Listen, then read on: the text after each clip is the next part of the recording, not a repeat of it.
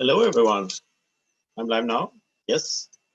Welcome to the Captain Future Show. This is Best for the World, our around-the-clock live streaming this weekend about how can you become best for the world. And I will do the night owl session here. I'm a night owl myself, so I will be streaming almost all night for you people who are awake around the world listening to this. So I will talk on various things and topics that's come into my mind. It's going to be fairly random talk tonight, so I'll go under the connotation of being open, random, and supporting. So this is going to be very open, random, and supportive talk. Yeah, Stellan is helping me with the technical part here. This is your co-pilot. Your co-pilot, yeah. Yeah. This is my first ever live streaming in this. I've done lots of Facebook Live before, but they're doing it like in this setting with the whole studio and everything. Mm-hmm. So this is going to be a fun experience for me. Mm-hmm. We should make it a little bit more like that. Yeah, it's greater. And take care of yourself and everyone on the show. Thanks. Thanks, everyone. Bye, Captain Future, for now. Yeah. So I will start up with some tea, and cheers to you who drink otherwise, and then maybe we'll go and have some rum as well.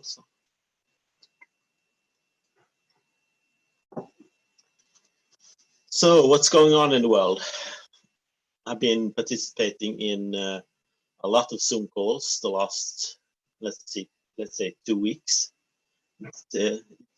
I've been doing Zoom calls on a weekly basis for the last maybe, I don't know when Zoom started. I think we started 2014 or something like that. Tonight I have my computer with me, so I can fact check things on Wikipedia and I'll contact you with Messenger. So if you're watching this and interested in joining in this, I will take guests here in Zoom. So you're welcome to be a guest with me here. So to contact me on Messenger, you will get a link to join me here in Zoom. I will take guests all night. So I have some people lined up. We will see if they come up. Some from the US who's not sleeping right now, but this is a Friday, so maybe not all sleeping. So let's start with talking about Zoom. I'm going to check that out. I love Wikipedia, and I check everything on Wikipedia first because that's the site I trust. Don't know about you, but let's see what Wikipedia says. Yeah, Zoom founded in 2011. By June 4, 2014, Zoom has 10 million users. So I think I started somewhere in 2013, 2014, doing Zoom calls with people from the US. Mainly my first Zoom calls were for the Live Your Legend community online that Scott Ginsburg started. So I joined up in monthly calls with that team, and then I started doing more and more calls. So I've been a digital citizen most of my adult life. I first went online in 1991 in the university. News groups before the World Wide Web were available, and then World Wide Web came in. I think I went online on World Wide Web in 1993, somewhere there around, on the first web browser. And I checked out some of the very early web pages. I think we start with Zoom. Yeah, so Zoom has been a fantastic tool this two weeks for many people who have discovered Zoom calls for the first time. Are we doing on sound? No. That's everything's great. I'm just going to check something so you can talk. Yeah, and this is fantastic tool for doing digital meetups, online conferences. I just participated in a full day conference today, the first one. Zoom. Previous years been short webinars, 2 to 3 hours at max, but today was a full day event on Zoom with different Zoom channels and everything, and lots of breakout rooms and dinner, and walk and talk during the dinner where we paused from everything. So very good organized event. It was the Emerge gathering organized Ekberg, Österut, and the Emerge crew in Stockholm. The global event, all in English as well, so fantastic. And this week we have hosted 3 days of talks on Zoom with the crew in Pakistan, who's from the SDGs Academy, Pakistan, who's hosting a hackathon now online in Corona crisis. Was supposed to be a physical event, but we switched to a digital event, and we have guests from all over the world speaking on our current crisis and situation in the world right now, and how it evolves around solving our problems we have. So this was a fantastic event as well. Also participate. We have something, a group called every Monday to Thursday that's called Mindfloor that Carla Reichman is hosting with several thinkers from all over the world. Most of them from Stockholm, Europe, and Pakistan, thanks to Carla's network and Rehan's network. I went to Pakistan last year. I will get back to that as well. So that's another call we do on a weekday basis. I also the last week I have participated in all kinds of fika, online fika. Fika is a Swedish concept where we every morning and every afternoon in the work we take a break from work and we sit down together and drink coffee, tea, water, whatever you have, and have a sandwich or a cinnamon bun or a cookie or some cake. Sometimes if someone has a birthday, we celebrate this every day on the fika. And the person having the birthday usually brings cake or ice cream or something like that. But the Swedish fika tradition is a fantastic one, where we sit down and on paid work time to have a fika. And for the last 2 weeks, we have, for the first time, I participated in several what we call digital fika, usually hosted on Zoom. So it's been a fantastic experience as well to do digital fika with people. There's no, some of them have a set agenda, but some of them just have a random conversation and random togetherness. So this is the thing we've been doing. Many of the governments and official organizations have broadcasted the message of social distancing during the last month. And we on the online digital community, we don't like that word because as established in the Pirate Bay trial, when the judge asked the defendants if they met IRL, that's in real life, and they said we don't use the term IRL, we use the term AFK because for us the internet is real, and that's the thing. It's not social distancing; it's only physical distancing our body. We can be social online, so we can be digital together. I've seen people using the hashtag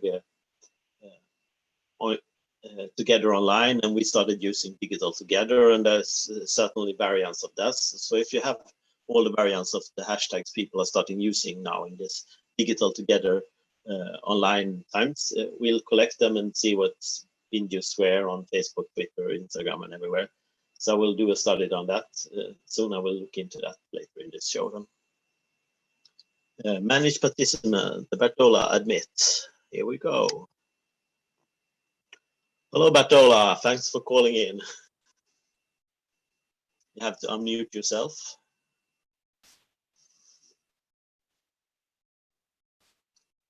Yes, now I found it.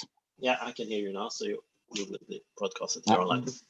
I was waiting there to join, but it was I just came to some there. But now I'm in.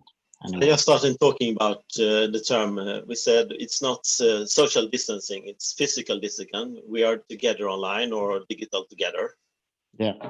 And I've seen 2 hashtags now, both the one we started using, digital together, and some people started using together online. But when I searched for it on Facebook, it didn't seem too many use it so far. But some people started using it, and we can try to collect more hashtags and see what's being used, commonly used, so we don't use too many, because it's always confusing when has hashtag when there is 20 hashtags for one subject and you have to use them all to catch all people, and it's become a bloat of hashtags. The fewer hashtags, the better. Yeah, maximum 3, I guess. But, maximum 3 for if you have if for a usual post of ours, so we can try to keep it small like that. But in the Instagram culture, there is a maximum of 50 hashtags in a comment or something like that, and that's too many always. Yeah, Yeah, maybe sometime it's because you want to find the information later. So it's about finding the context and descriptions in texts and like that. But at least for the communication, the fewer the better. The fewer the better, yeah. Uh, So what's going on? Why is it important to be digital together in a time like this? Yeah, I mean, I think we have tested for several years, so it's an additional opportunity to connect, to speed up collaboration, to find solutions. We see how quick, just to take how I listened just earlier tonight about how quick researchers and companies are working on together now around the world to solve or to develop new vaccine, for example, for the corona. So this is unprecedented. Unprecedented. Unprecedented time to work together in a more collaborative and efficient way than before. So, and for that, of course, it requires to be online. So we can find opportunities and talents and resources quicker. We can source them together, and we can, with better precision, point the resources or link, as we say, to challenges or opportunities, depending on how you see it. So, and it works pretty well as well to connect online. Maybe it's not, I listened earlier yesterday or something at one of the legends in digital learning and like that. And of course, one thing you maybe not get 100% when you're online is that a lot of people who are online, of course, they present something to the others. You are there limited time, so you don't see the nuances behind. And so it's a bit constructed view when you connect online, especially when it's short time, 20 minutes, 30 minutes, a presentation. It's like when you do a presentation in a room, but there you can always observe when the presenter goes into the room or after or in the in-between room. So you get these quite important pieces that to a large extent build trust. Because one thing is the content and the other thing is the context around the presentation. Yeah. So that might be, but I think it's evolving with this Facebook Live. One thing we have tested over the years that to be alive quite, when we do journeys, for example, that we do a lot of live sessions, because on the one hand, it becomes, you can, it's like this series, Big Brother series. I don't follow them that much, but it's like the people in the series forget about that they are observed. So they are more natural, and that you can feel. You can feel that it's more, more genuine, even if it's constructed in a way. You see what people do and so forth. So I think that is important. And so you have the social dimension and you have the content dimension, and obviously they are related to each other. But I think when you focus on learning, then that's one element, and when you focus on building the social relations over time, that's a bit a continuous process. Yeah, it is. So it's a fantastic opportunity, like really now how to see how the world suddenly became really more collaborative digitally on the web, and we have seen so many fantastic examples of this just during the last 2 weeks, and finally the world is ready to be doing what some of us has been doing for our whole lives. So. Yeah, and I think we did one of the first, I can go back in time, I think it was between 2011 and 12 or 12 and 13. I still have the video so I can find it. we found out when we did these live sessions that between Christmas and New Year time, there were a lot of people who were like waiting for New Year and got a bit bored after Christmas weekend. Yeah. So we found out that, yeah, but it's a perfect time to have live sessions the last 2 days before New Year, or even bridging into New Year. We had some event, I think, that was called Bridging into 2013 and like that. So we brought a lot of these digital people on board. And I remember one time there, a guy from Brazil, a doctor, he was doing his round in South Brazil, and he said, it was at the time we had Google Hangout, and maybe not internet connection in the same way, but he said, yeah, but I don't know if I will have connections, so he could be part of the session. But to say, yeah, but do it anyway. So if it works, it works. And of course, it didn't work good. His picture was frozen. And immediately at that time, we hadn't done so many sessions online. So you wanted it to be perfect. But then I remember later some other people, a woman in US contacted and said, oh, finally that you don't need to be perfect. Now I can dare to be part as well. And I learned a lot from that session. I remember you were in this stage that you wanted everything to be perfect, the sound and everything. But what you forget is that you exclude people when you become too perfect. So depending on what, if you want to include people, like we have been trying to do in the journeys, is to build sort of a series where you can join and feel that you can contribute, and it doesn't need to be too good, too high quality. And that's very much for the social aspects, I would say, for building relations.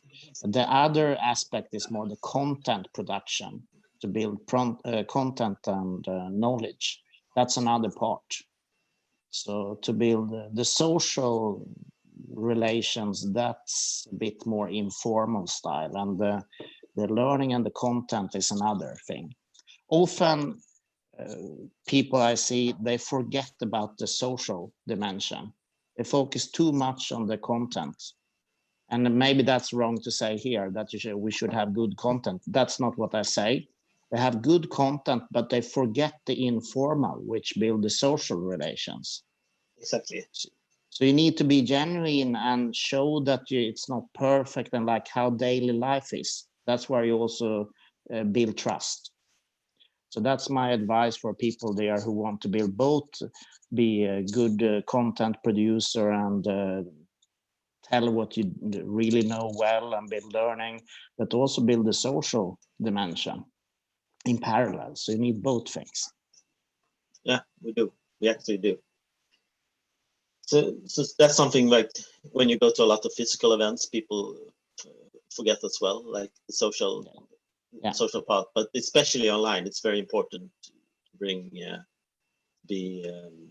remember the social part. And if you're on a webinar and stuff, you think it's one-way broadcasting only, and people in the webinar don't even get the chance to speak to each other and stuff like that. We've been often busy in this kind of webinar, but lately the Zoom calls events that we've been to have been fairly social. We'll breakout rooms and discussion rooms, so but maybe we're in a bubble with people actually know what they're doing. So we're not sampling the whole world in this as well. So I can't imagine what's going on in the millions of Zoom calls taking place all over the world with fresh beginners all over the world as well. So it would be funny to be a fly on the wall in every conversation online.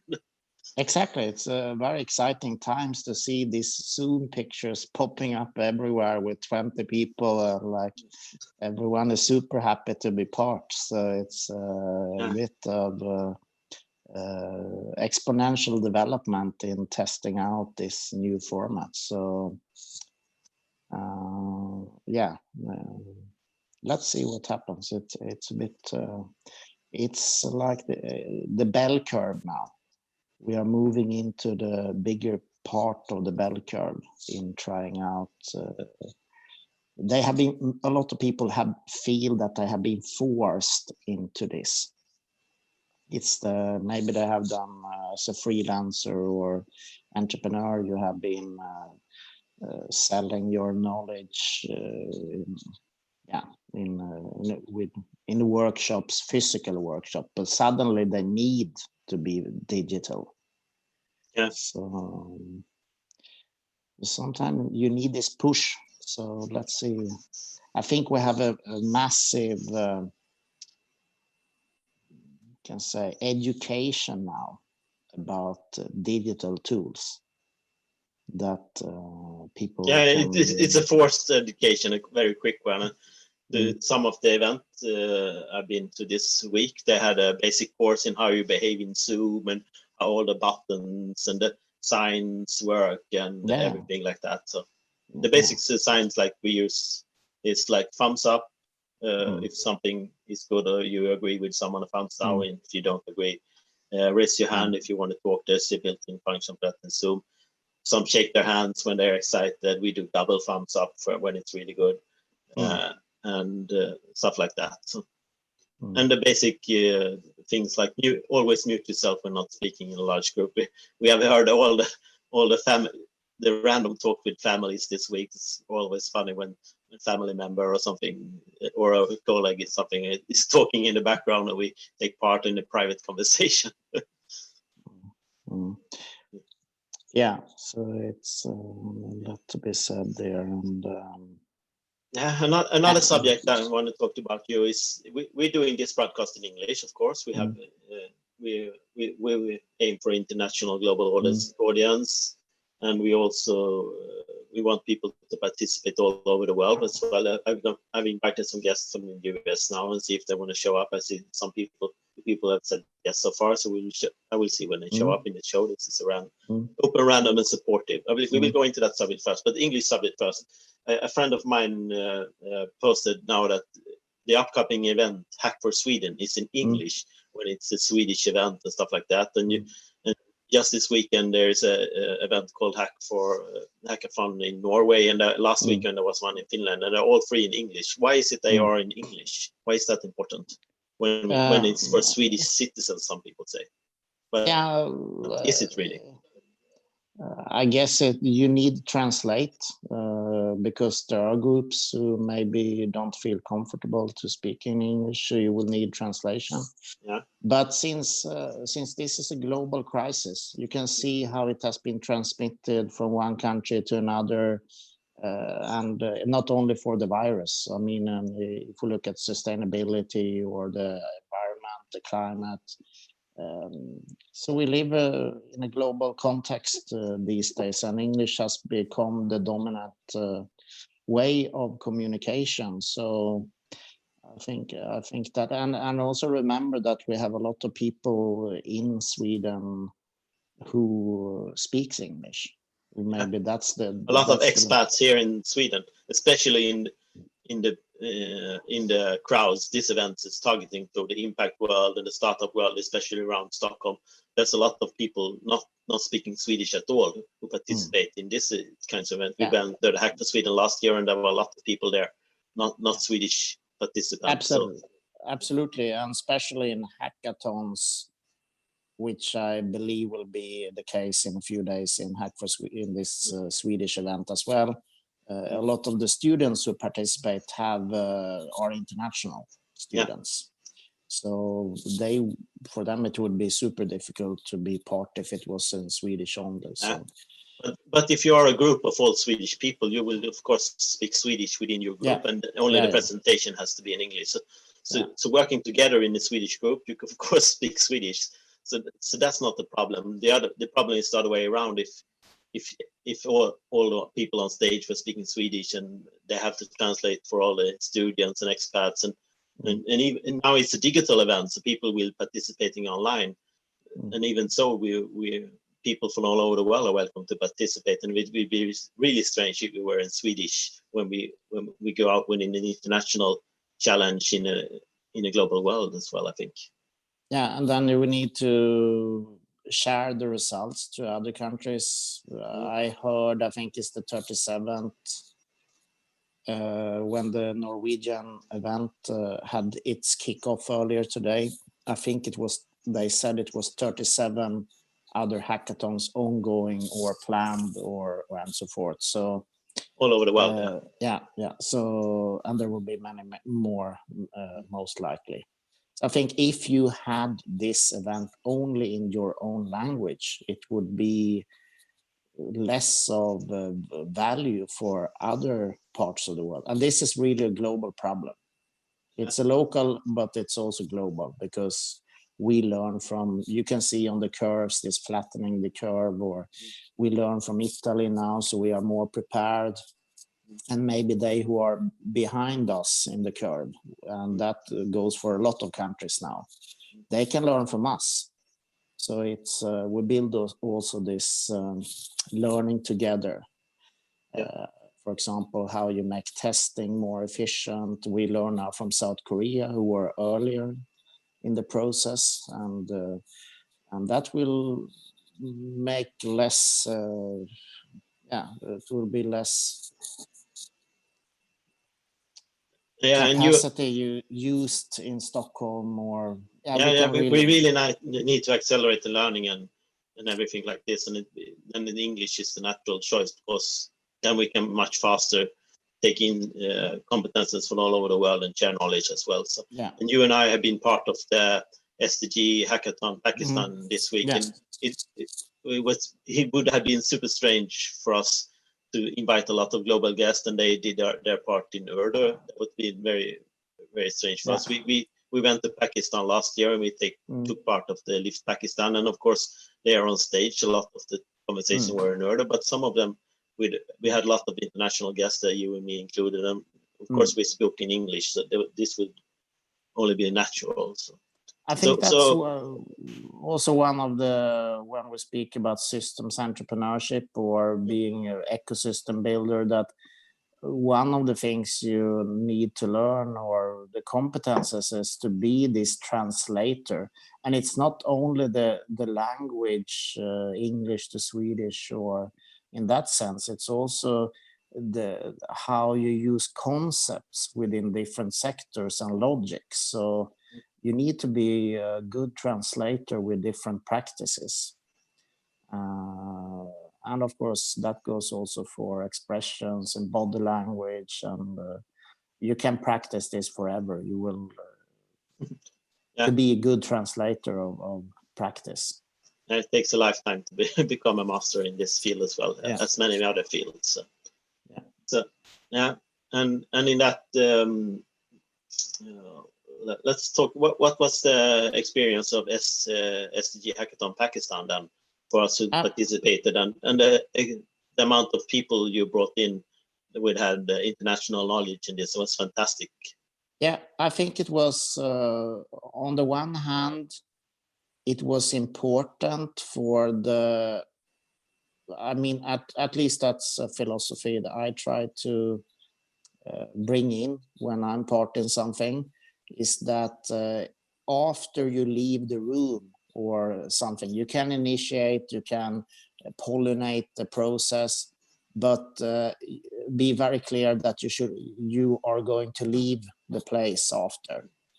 So they are the people there who are organizing it locally, and they will be the people who will take care of the results and everything after. So they need to be in lead of the process. And over the years and different activities, I try to nudge a bit and open up, but then you disappear. So they really need to take care of it themselves. Yeah, exactly. And then, okay, it will be maybe annoying if you need to wait 10 seconds or 15 seconds to see what's going on, but that will stick to them later. They found out how to do it. So it was important, I think, for them that because there were really interesting people from Islamabad, the capital of Pakistan, from Karachi, from Lahore, and from other places. So different teams within Pakistan all of them had a chance to present themselves, a bit of their passion and what they're working on, and also to test the technology. So maybe that will be the most important part after that. Now they have really run it themselves, so they can communicate. And there were some people also who tried this, even from the senator, from the parliament, leading a group with close contacts to the prime minister. So there are links that have opened up now within Pakistan, both internationally and within the country, and they know how to do it. So I think that was very valuable, and it worked surprisingly well. The technology worked well, of course, some friction and like that, but it was not the time to for that hackathon to sit and do we need 46 new IDs? It's not that is not super important, I think, in this specific case. It's so much contextual issues around. Now it's for them more to build an ecosystem so they can start to communicate and use the technology for good ahead. If we get 25 IDs or 200, that would not be, maybe they can do that tomorrow or the day after, or with a lot of the contacts they establish. It's no problem to get IDs.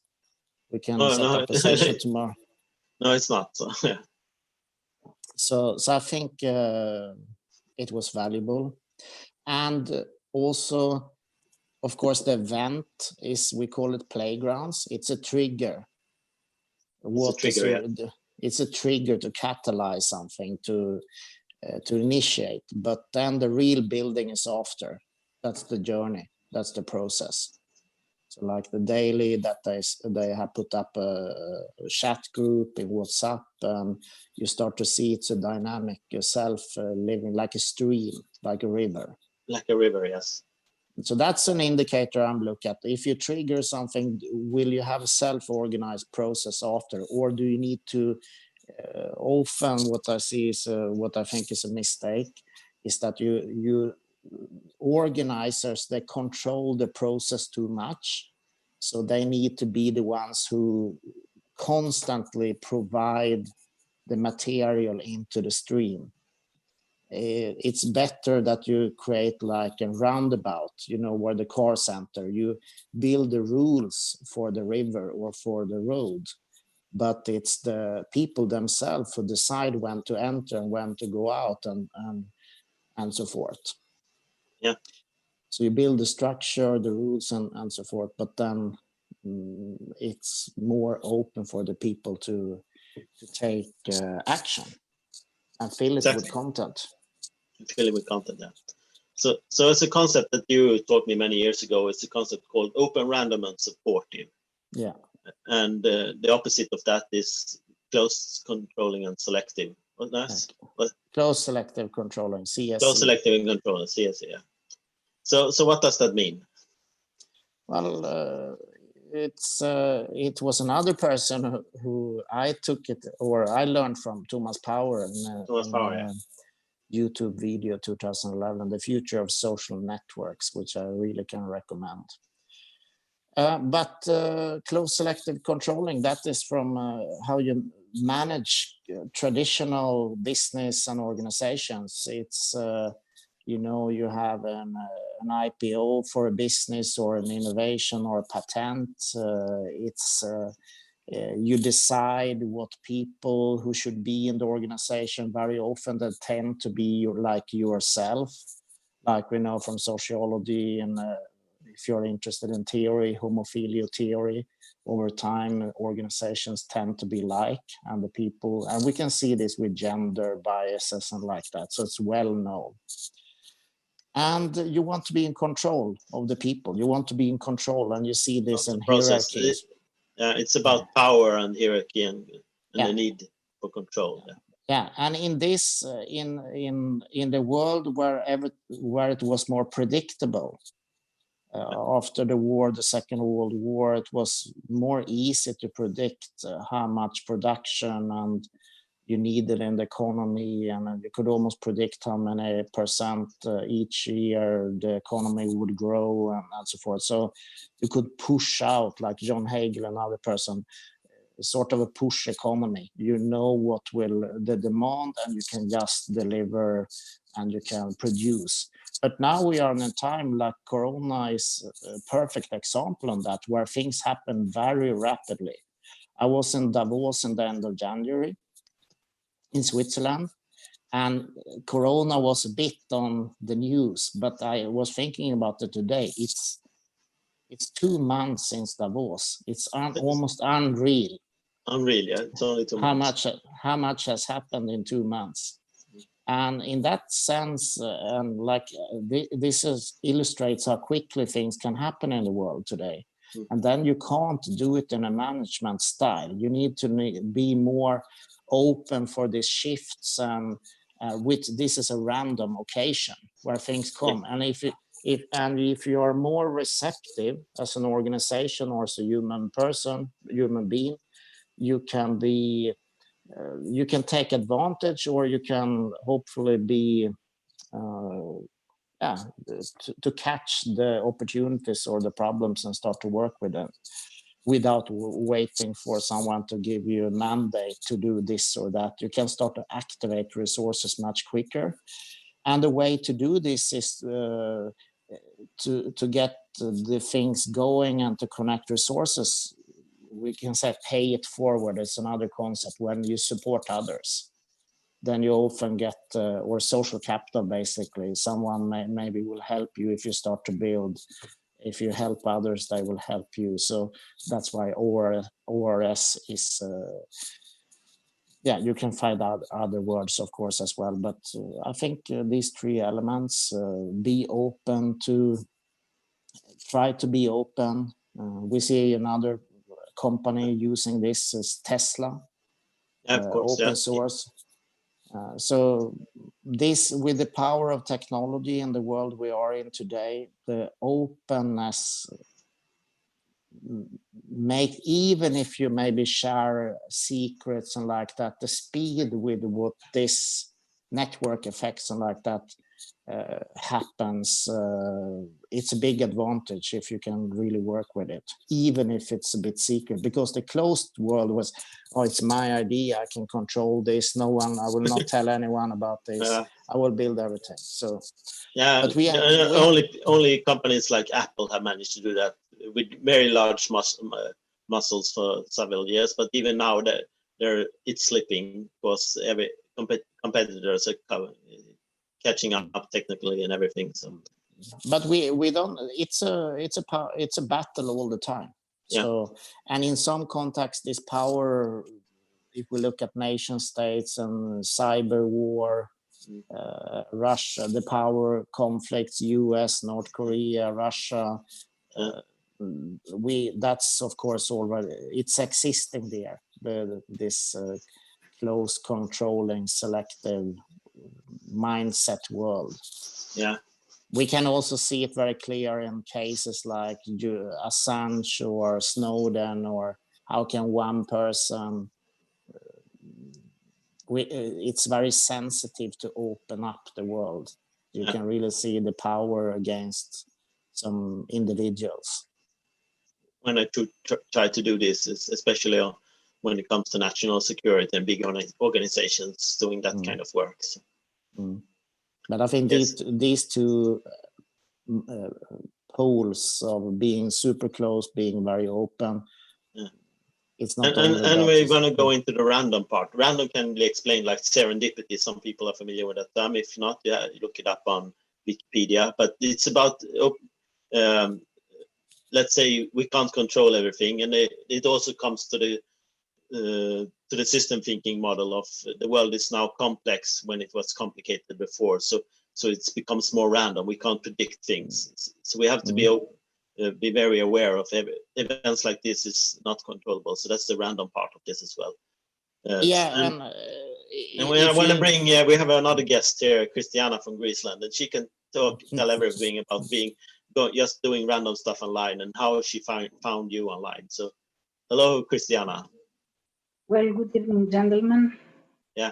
So welcome to this show. Yeah, can you like introduce yourself shortly and then tell the story how you found Bartola online. And I can see you, Arnie, the dog in the background as well. Okay, at that point, back when it was Impact Journey, somehow through the social media, I was experimenting with Facebook. And somewhere along the line, I remember very distinctly, I found Impact Journey. And it said, Zoom meeting, so-and-so, and we are discussing social entrepreneurship, or was it Living Bridges or something? Yeah. So I thought, okay, what's that Zoom? And being the curious person that I was, I downloaded Zoom and I entered. And wow, it was, I was at awe with the amount of people around the room. And then Bertola said, so what are you doing? And I remember being alone in Paralio at that point. I did not know all the community. All I knew was that I had a computer, myself, and a dream. 3 ingredients. And all of a sudden I hear a dream and myself, yeah, but a computer though, a computer, right? Computer, yeah. There's this voice that is coming and says, so what is your idea? So here comes the dream and people are listening. That was a very powerful moment because people were listening and they were asking me questions. And all of a sudden, I'm realizing, come on, I'm not alone here. Okay, so they are in the other part of the world, but I'm not alone. So there are some individuals that they are, interested. And I think I was extremely lucky because in the second Zoom that followed, there is Kevin Jones. There is the person that invited me to go to Connecticut. Was it Connecticut? Neighborhood economics? Yeah. Mark Lane and those people, yeah. Yeah. Neighborhood economics. Neighborhood economics. Yeah, Peter Block. Yeah, Peter Block and these people were there. Bravo. And Peter Block was, and I thought, my God, is this like really happening? Or am I dreaming all this, right? And I guess that was the turning point of my journey, because at that moment, hearing the other people, I saw people from Africa, I saw people from Asia. Of course, there were people that they were only once on those meetings, but there were others that they were very important people. And if you were a little bit serious about this, just a little bit serious, and of course, luck had it that I met Sheridan Tatuno. And that's when I really feel that heavens opened, because he believed, he was very fast, he believed, he did not question, he just took it to the next step. And I'm going, my dream is at the next step, and it's not coming from somebody that is no one. I mean, I could read what the man has done. And I am just, and at that moment, believe me, I did not know Facebook. I was not aware of Facebook. So a person that is, older, is not born with a computer in their hands. And I am at that age where my dexterity with, and I guess other people in other parts of the world that they're not so developed as the, Sweden and Norway and, the northern part of Europe and United States and Canada. They're people that they don't know. I was able to move so fast. So I guess the power, and when I was doing my community work in here, the kids were telling me, you cannot do stuff because you have no money. And I kept telling them, you have the most powerful tool that you can never imagine, is bigger than the atomic bomb. It's called computer. But you have to use it in a manner that is extremely useful, because the computer, you can get into it and you can just A, get hooked, B, get hooked in the wrong thing, and C, waste your time. If you know, because a knife, it could be a carving instrument and can beautify wood, or it can be a killing thing and can kill 5 people at no time flat. Well, it's your choice. It's the choice of the person that holds the choice knife. of the tool. Tool can be used for everything. It's the will of the people and our conscious choice how to use tools that makes a difference in the world. And I guess now that we are in the coronavirus era, I am finding that I'm talking to my people for the first time yesterday, and I am so delighted in the midst of death. But I want you to know that I posted on my Facebook that I had a Zoom meeting with Metavalon, which is an investors group in Cyprus and in Greece.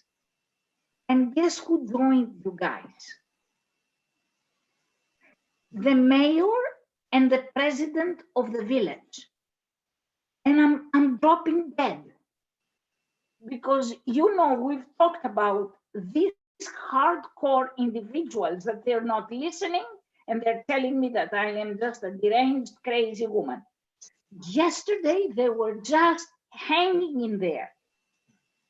And they were listening to what was going on. And after, I could see that these people, they've checked in, they did not go, they did not speak, but they did not go.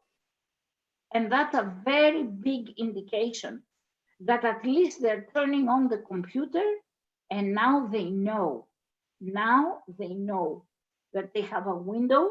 I don't care if it's through me that they do the development. I really, at this stage, I don't give a hoop. What I give a hoop is that the decision makers are starting to think, and eventually they will call me. Because another mayor has already made me an offer. Go and do the diligent development in his area. So I don't care if it's a delay phase. That's okay. But I am very creative and enthusiastic in the midst of the worst pandemic in 100 years. But I'm using my time very constructively. Yes. And today it worked because, as you know, my computer was dead. And the person that is supporting me, he said, I know how important this is for you. I'm dropping everything and I'm fixing your computer. And I have it working in less than, 6 hours. Because he knows that I am talking to the world. So he says, if we need to fix a machine, that's the one. The others can wait.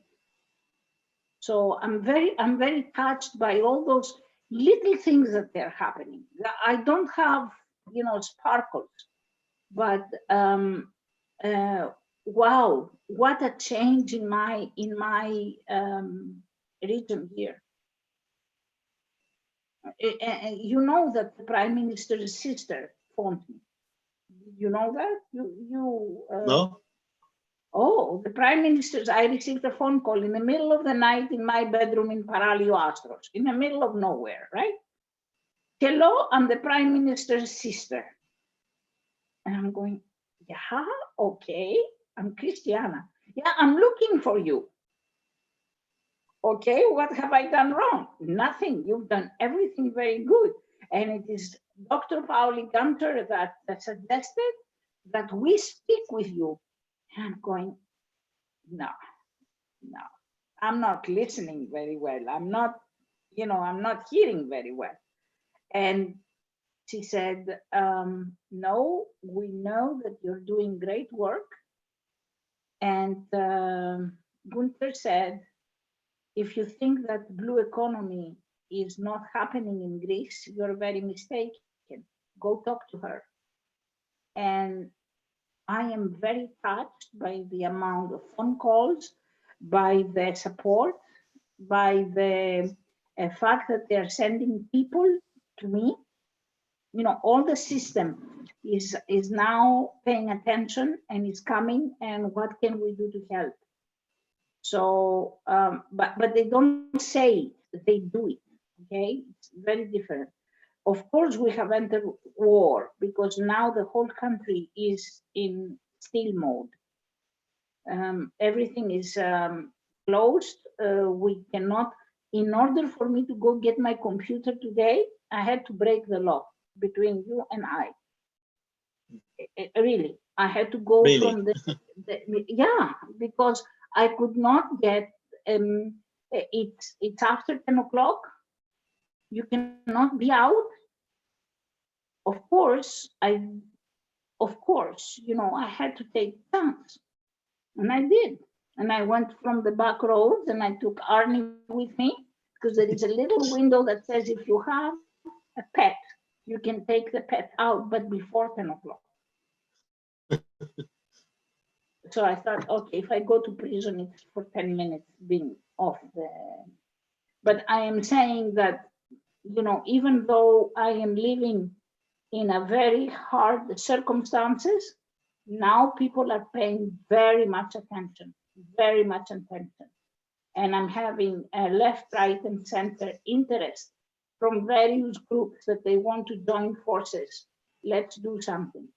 And it's people from the diaspora in Canada, in United States, because now they are understanding that we are going for the bio stuff, the bio enterprising, which is protect nature. So all of a sudden, you were saying this, and I thought, yeah, for 5 years, you guys, you were the left one. Yeah, you know? and it all started with a random a moment 5 years ago. Yeah. Yeah, one person said, Christiana, it sounded just like you 3 years ago, and I thought, yeah, that has been the frustrating part. But did I want to have an effect with that kind of paradigm, coronavirus? Of course not. It just so happened. But it goes to prove that if you persist, if you are dedicated, and if you believe in what you are doing, chances are that you will end up in the right path somehow. Somehow, yes. Somehow. And also, the lady in Mary Jane, we saw her, Mary Jane. She was at the Stanford visit, and I went with her to Palo Alto. I stayed with her when we were in evolutionary leadership. She's doing Zoom calls, and I think I am just about ready to start doing them myself. I really think that I need to pass to the next level and do Zoom calls now. Yeah. Yeah, I think that I need, you know, intensive. Anna is coming. Anna was supposed to be coming. I don't know, because the borders are closed. We cannot travel anymore. But I need to start doing technology. I'm ordering a new PC. I cannot deal with uncertainty anymore. So I'm ordering a new PC. The order is in on Monday morning, because I need, this is my main tool I need to update. The coronavirus has hit Paralio. We have our first dead. And we also have 2 more people that they are very sick in the region. Yeah. So where in Greece are you? You can tell us a little about the Paralio. We are in the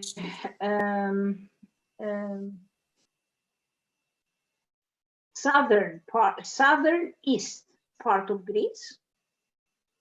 We overlook the Aegean.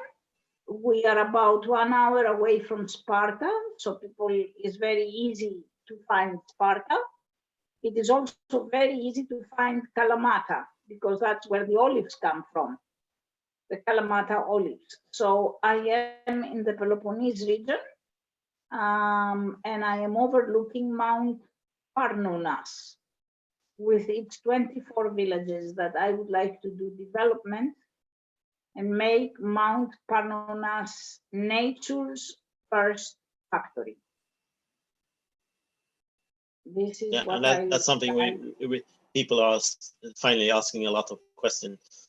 So I've been in a lot of calls the last couple of weeks, people asking questions about the things you do now, Christiana. So finally the time has come for this to get a bigger story, I think. So also we are now working with Sheridan to propose virtual reality, starting with the mushrooms, very small step, preparing a scientific presentation in 3D about the mushrooms, and I am thinking about presenting how do mushrooms multiply, because this is a very interesting matter in 3D and getting funded for that.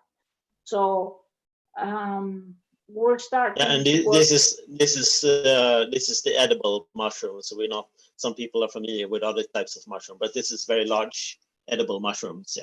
Yeah. Actually, the very large is because I don't know what made them so large. I was Ivanka was at awe. She kept telling me, "You didn't put anything in there." I said, "No, Ivanka, I didn't put anything in there. We prepared them with Ivan and with no machinery in 3 degrees Celsius. Like we had everything adverse happening. Everything that could go wrong, it did. Murphy's Law. And yet those mushrooms were bigger than my head. Honestly, like you can see in the pic, I was very, and people were saying, "You didn't put any hormones in there." I said, "No, I did not put, bring all the laboratories in the world. I did not put hormones in there. I put good water, running water from Ayanis, my village, but that's the only thing that I can think. And the fact that they are in olive branches, something about the olive that makes them glow." Yeah, exactly. So I was very happy. Yeah, that was a very big eye opener. And the taste, they told me that they don't taste like the other mushrooms. The other mushrooms, because they are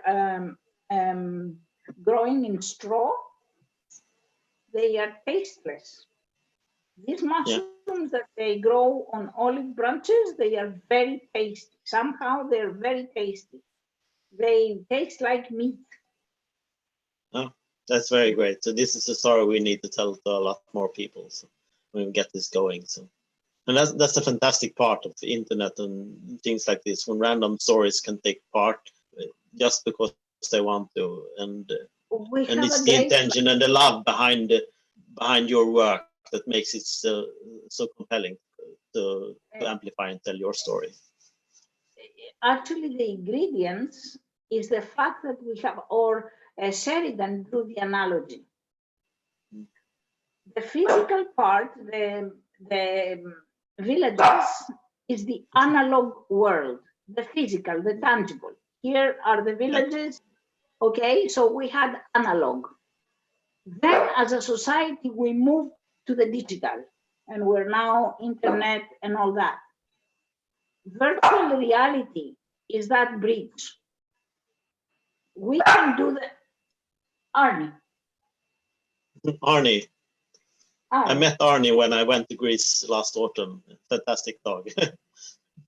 He's listening here. Somebody is walking by. So he's protecting, he's doing his job, he's protecting.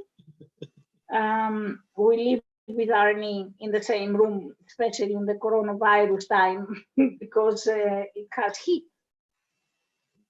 So, yeah, so with virtual reality, we bridge between the analog and the digital. So we are developing the physical villages supported by technology, supported by virtual reality.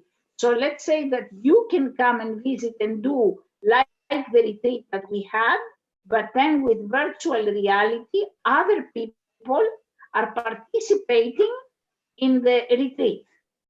So they can go around the same forests, they can go around the same villages, and it's like them being there, being part of that group in a virtual world. So we're working very nice. And then we learn about mushrooms and how they multiply.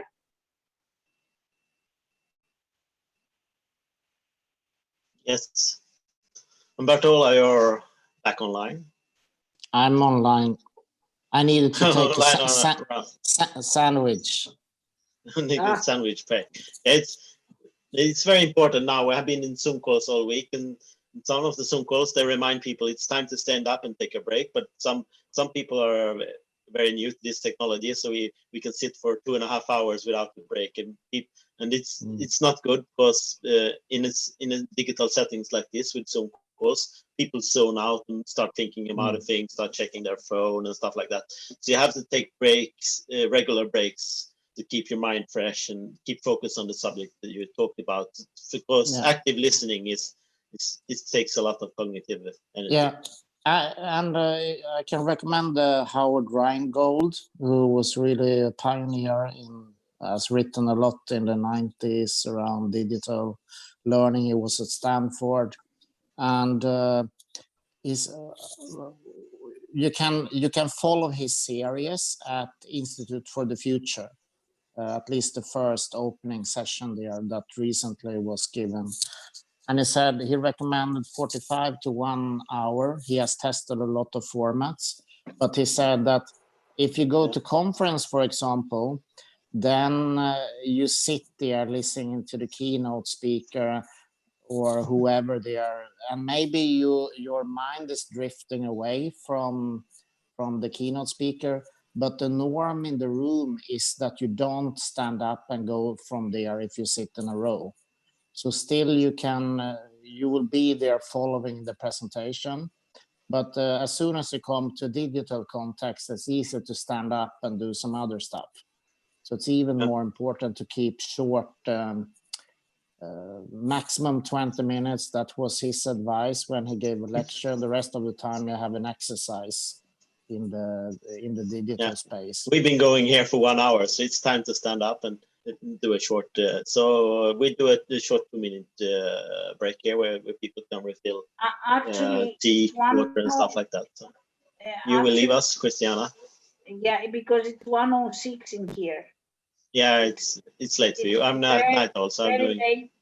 Yeah, and I've been up and worrying about the computer and up and worrying about a heck of a lot of other things.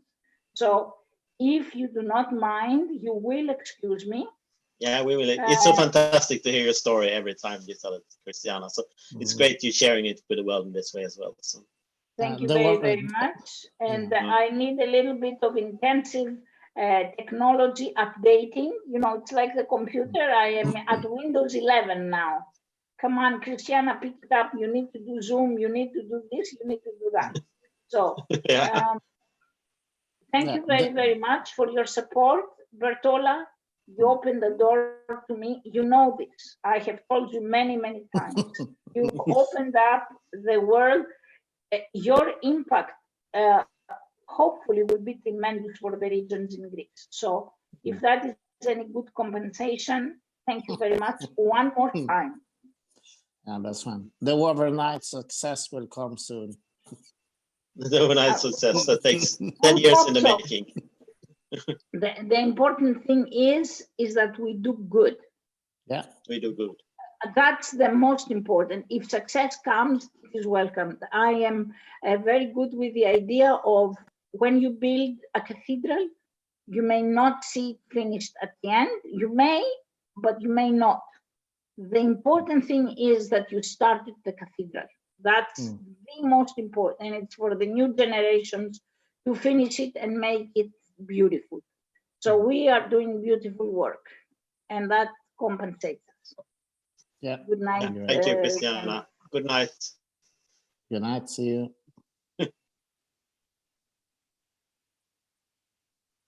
So what books are there? You have a lot of books in the background. There's a lot of books in the background here from, this is Stellan's library.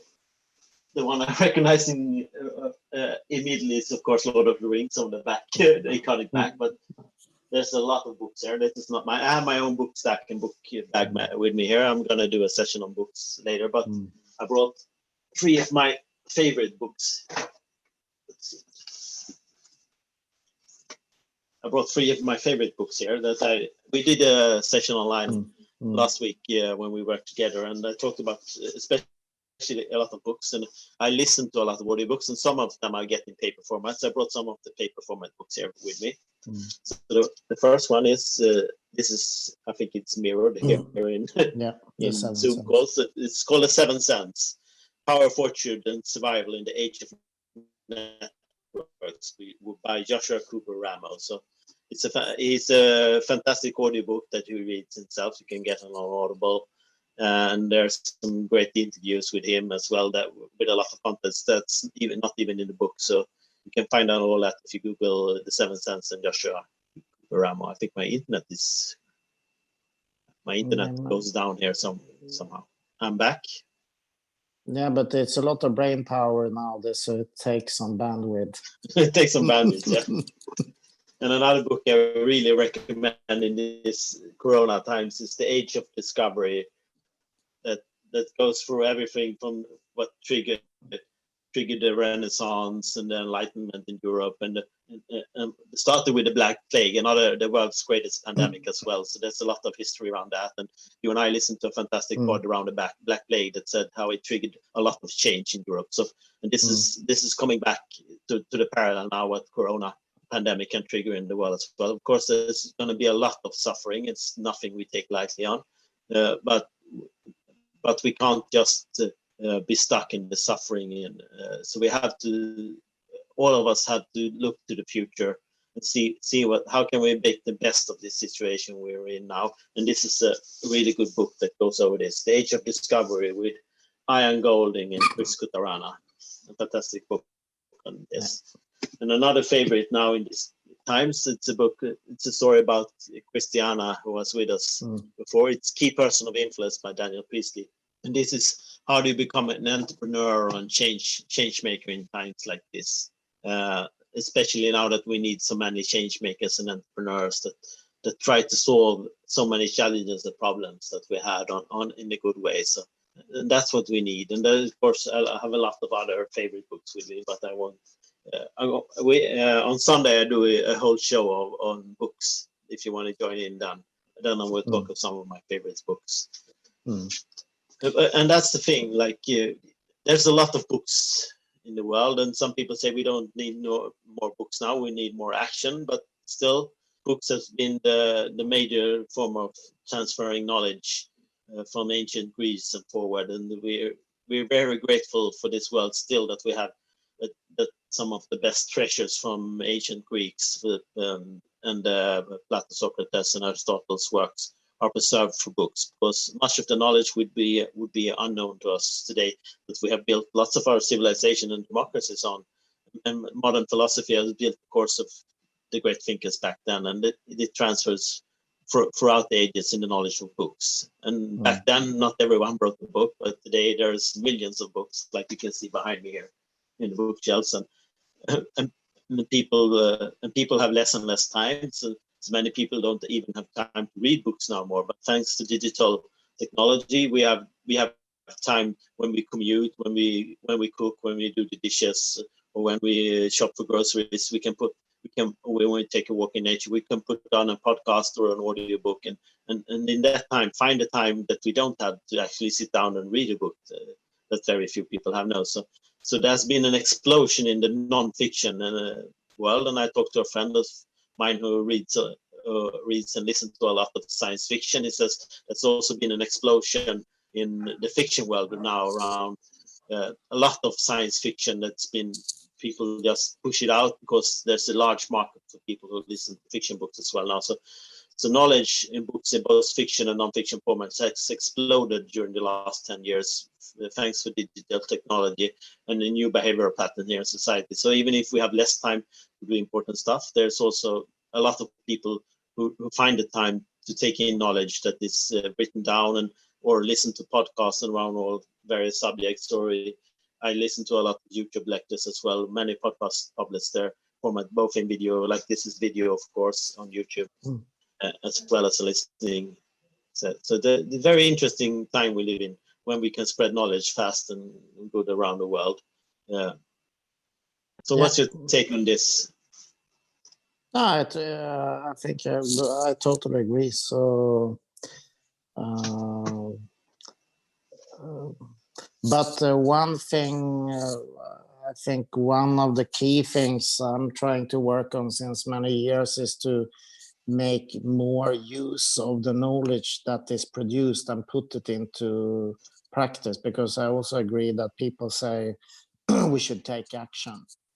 But if you take action in the wrong direction, you might end up in the wrong place. But at least that we take action in some sort of direction that would benefit majority of the people, and we build society that we want to live in. So I think it's wise to have some learning, reflective learning when you take action, which is embedded in the action. So to build learning organization, or that's why we call learning societies, because these days, if you look at, for example, how we learn among nations, it's not only individuals, it's also systems that learn now. How can Sweden as an institution learn from South Korea? Of course, the Prime Minister of Sweden can call the high people in South Korea and get access, but you do it probably as a representative for Sweden. And you have the departments of health, Folkhälsomyndigheten and so forth, that starts to learn from another organization. So it's individual, or it's organizational, and it's societal at the same time. All three elements. Yeah. And we need all, because that's it's not top down. It's only top down. It's not only bottom up. It's a network society. That means we use all types of communication and all types of structuring and networking in society. So it's an enmeshed world where we use all types of communication and connection in the world. So and people who are stuck in their bubble or their way of doing things, they think it's only my way that works. So they're not aware of that's a lot of different ways. So that's the challenge we have to people, to get out of their own mindset and old bubble of doing things, to acknowledge there's other ways to solving problems than my way in the world and the organizations I am in. So that's the opportunity now to really tell to the world that there's so many ways that we can communicate and solve problems together, and we have to acknowledge that that's not only my way of doing things. No, I totally agree. So, and it's also, I think, the symbolic value of knowledge, go to libraries and so forth, is also something that gives continuity in society. The spaces in itself, you feel that it's something valuable when you go there. So it has something. It has a value beyond the books themselves. what's inside the books. Yeah, it's the It's also- space. Yeah, institution. It's an institution that carries society forward. So it has a symbolic value. Yeah.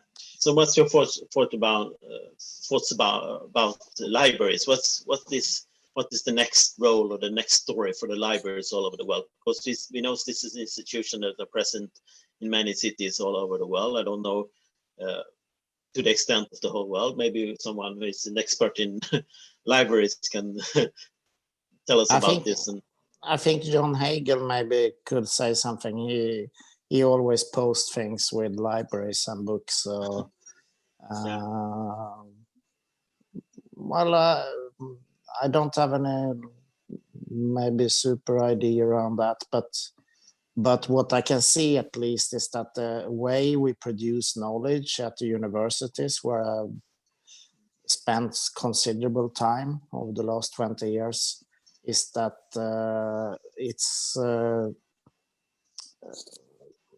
it should be, I'm pretty sure we could use more of everything that is produced and put it quicker into action.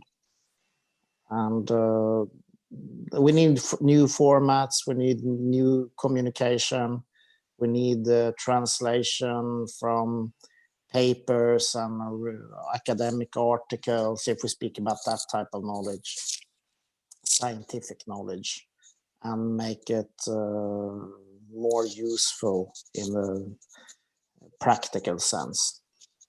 Yeah. So that's something we need to work on. And with the technologies are giving us the opportunity to do that, of course. So libraries is really a place for learning. And you talked earlier about the project called Learning Society. Can you give us a brief overview? What does the Learning Society mean to you, or your experience of this project? Yeah, first, it has many elements and it's a bit evolving, so evolving concept. But first of all, it is societies bigger. At least in Scandinavia, we have this division among cities, urbanization, and rural places. So society is a bigger entity, first of all. Yeah. It's a bit more inclusive and it takes both cities and rural into consideration. So it's not a clash between these entities, or what we say. So that's an important element. The other, like I said, we are operating at a higher level now. I think we have a more complex world, and where we can see these random things happening like Corona or other staff opportunities arising, where on the one hand, individual people can really make things happen. Look at Greta Thunberg. Suddenly something happened, a person and doing something, and it builds a movement. That was not possible, I would say, in a few weeks' time if we go 100 years back. But now that sort of occurrences happens from time to time. But then you need to put that knowledge or this action into higher context, like institutions. So how you get the individual actions into an institution. That requires the organization, not only the organization, but also the institution, the higher level, to be receptive for the action of the individual. And that has not been really the case. It's too much friction, and if you look at political organizations, you need to go how the whole political process works, that it takes time to evaluate proposal and give feedback and put it forward for an authority and so forth. That's, you can't get the mandate as a citizen immediately to do a thing. It has its process. Yeah. So unless it's a crisis time, and now governments all over the world are pushing forward change. And but still, if you look at everyday 2 o'clock Swedish time, we have the daily update on the Swedish situation. You see, a lot of the legislations, they still can't do certain things. They need to put the question up in the parliament first. So even if they do it super quick in a political context, they can't take a lot of decisions, of course, they can take immediately, but some decisions they can't. They need to prepare it and put forward in the parliament. So they need a mandate. An entrepreneur or a citizen, they have their mandates in the heart. But as a political organization, you need a mandate from someone. So to speed up that process and to take advantage of this randomness happening much quicker today, requires a learning society. Yeah, exactly. Because, that's also a part of. Go ahead. So that's sort of what we mean with why do we need a learning society. And then we have developed over the last years with a lot of people, and it's of course a process in Trondheim, in Norway. A model called Learning Society with 4 elements. We call it a charter, a playground, a journey, and a lab. And these 4 elements reflects the charter, you can say, is a new accounting system for a more holistic view of looking at resources. I will not go into it here, but you can say, like, when you value something in the traditional sense, it's in bookkeeping, it was tangible assets and intangible assets, but you have intangible assets is things we don't see, like in a simple way, the human capital or IDs, or the questions we raise as an individuals, that can be the beginning when it's human capital. The social capital, the relations, and structural capital is when the human capital or social capital is put into some kind of practice or an app or a formal structure that can take this knowledge and the relations to work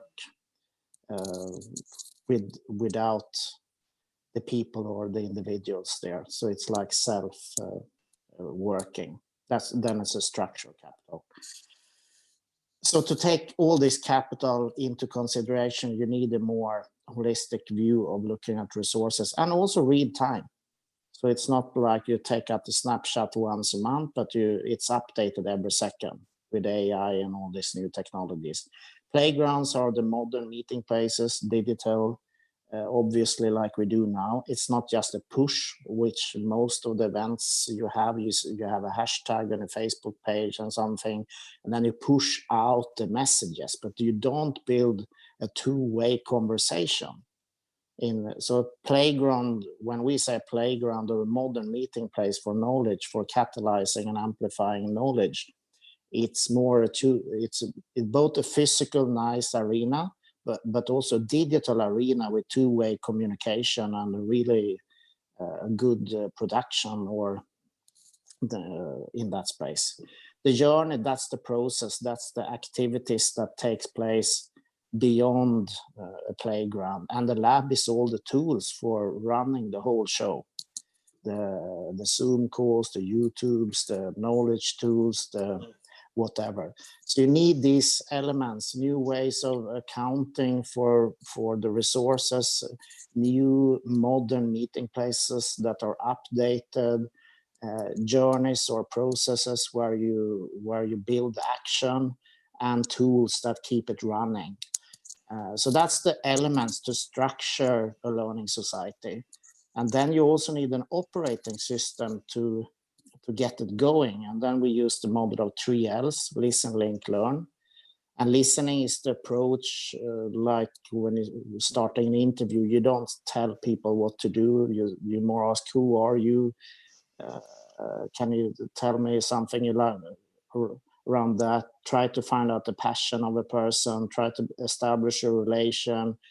And then when you have starting to build this, you can start also to link resources into it. Yeah, but I heard that person maybe can help you with this. So when you get the genuine understanding of the other person, you can start to lift the person and or the resources, what they want to do around the passion, like Christiana just spoke about. She's passionate around something. She needs a little bit to start to grow herself, and then it can start to spill over into the neighborhood. And then a sort of reflective process where if you have the toolboxes, for example, do I have the right tool? Maybe I need to shift this. So you have a process where you build in reflective, or am I on the right track? Maybe I need to go on the other side. So that's the learning perspective. It's prototyping, reflection, agile methods, and everything we now know about modern processes for actually doing things. Mm. So that's a bit why learning society it's evolving, and why is because there's technologies and circumstances in the world that you need to update your tools, your way of structuring. Yeah, and it comes back to what we call a complex society as well, because we both know Dave Snowden and his Kinefin framework to separating simple processes, complicated processes, complex processes, and chaotic processes. And most of our societal, everything that's human and in nature are fairly complex, but most of our societal structures have been simple or complicated up until like 50 years ago. With things getting out of hand, we can't be controlling and selective anymore in this, because society is too complex. We have to have what you say, like the learning society and a listen, link, and learn approach, how to actually solve daily challenges and also take society further. So in this, what's the difference between complicated and complex, like the basic stuff? Yeah. You want to take it, or should I take it? You can take it. Yeah. So like you're a night person. I'm a night person, so my brain is where it's spinning up right now. So like a simple system, that's when you can get really predictable answers and outcomes. So that's very like you take a subject and you go it's very causal. You do one thing and you always get the same result. And then you get into a complicated system, like a great example is a car or an airplane. No one man or person can produce an airplane or a car, but you can create a blueprint, a map for how to create a car, and then you can put that into a factory, and many people do their part, and every car comes out almost the same, identical. So if you follow this process, you get the same type of car, and you can produce millions of cars that all look the same, even though no one man can do. So it's not a simple process, because not one person can do a car by themselves, but in this complicated process, you get the same car every time, or the same airplane, or a thing like that. And we treated many of our institutions as treated people and our society as complicated for many years. We have laws and institutions that have processes where you have to fill in a form, and every person has to fill in every form, and the outcome of this, you treat it like you think it should be the same for every person, but then you discover that one person handling a case before lunch and after lunch don't give the same. If you have to say yes to something, give a permit to something, if you do that before lunch or after lunch, the likelihood of you saying yes is very different. And that's a fantastic book by Daniel earlier about this, that's called Irrational Predictable. So things like that, we humans are very irrational, but we're also predictable. So you can see the pattern before lunch and after lunch. We do things differently, and that's when you see that society is actually not a complicated process because of the human factor. Because we human are complex, but we're sometimes predictable complex. But in when you say predictable, that's a statistical. So we say in 70% of the cases we get this outcome. That's the predictable part, but you can't tell beforehand which of 10 cases which of the 7 of 10 cases will get it yes. But statistically, we can get this process. And that's why, even if it looks predictable statistically, it is complex on each individual level. Like if the person doing it before and after lunch and stuff like that, if you have a good or a bad day, if the sun is shining or if it's raining today and stuff like that. So it's very, very fascinating when you study a societal process like this.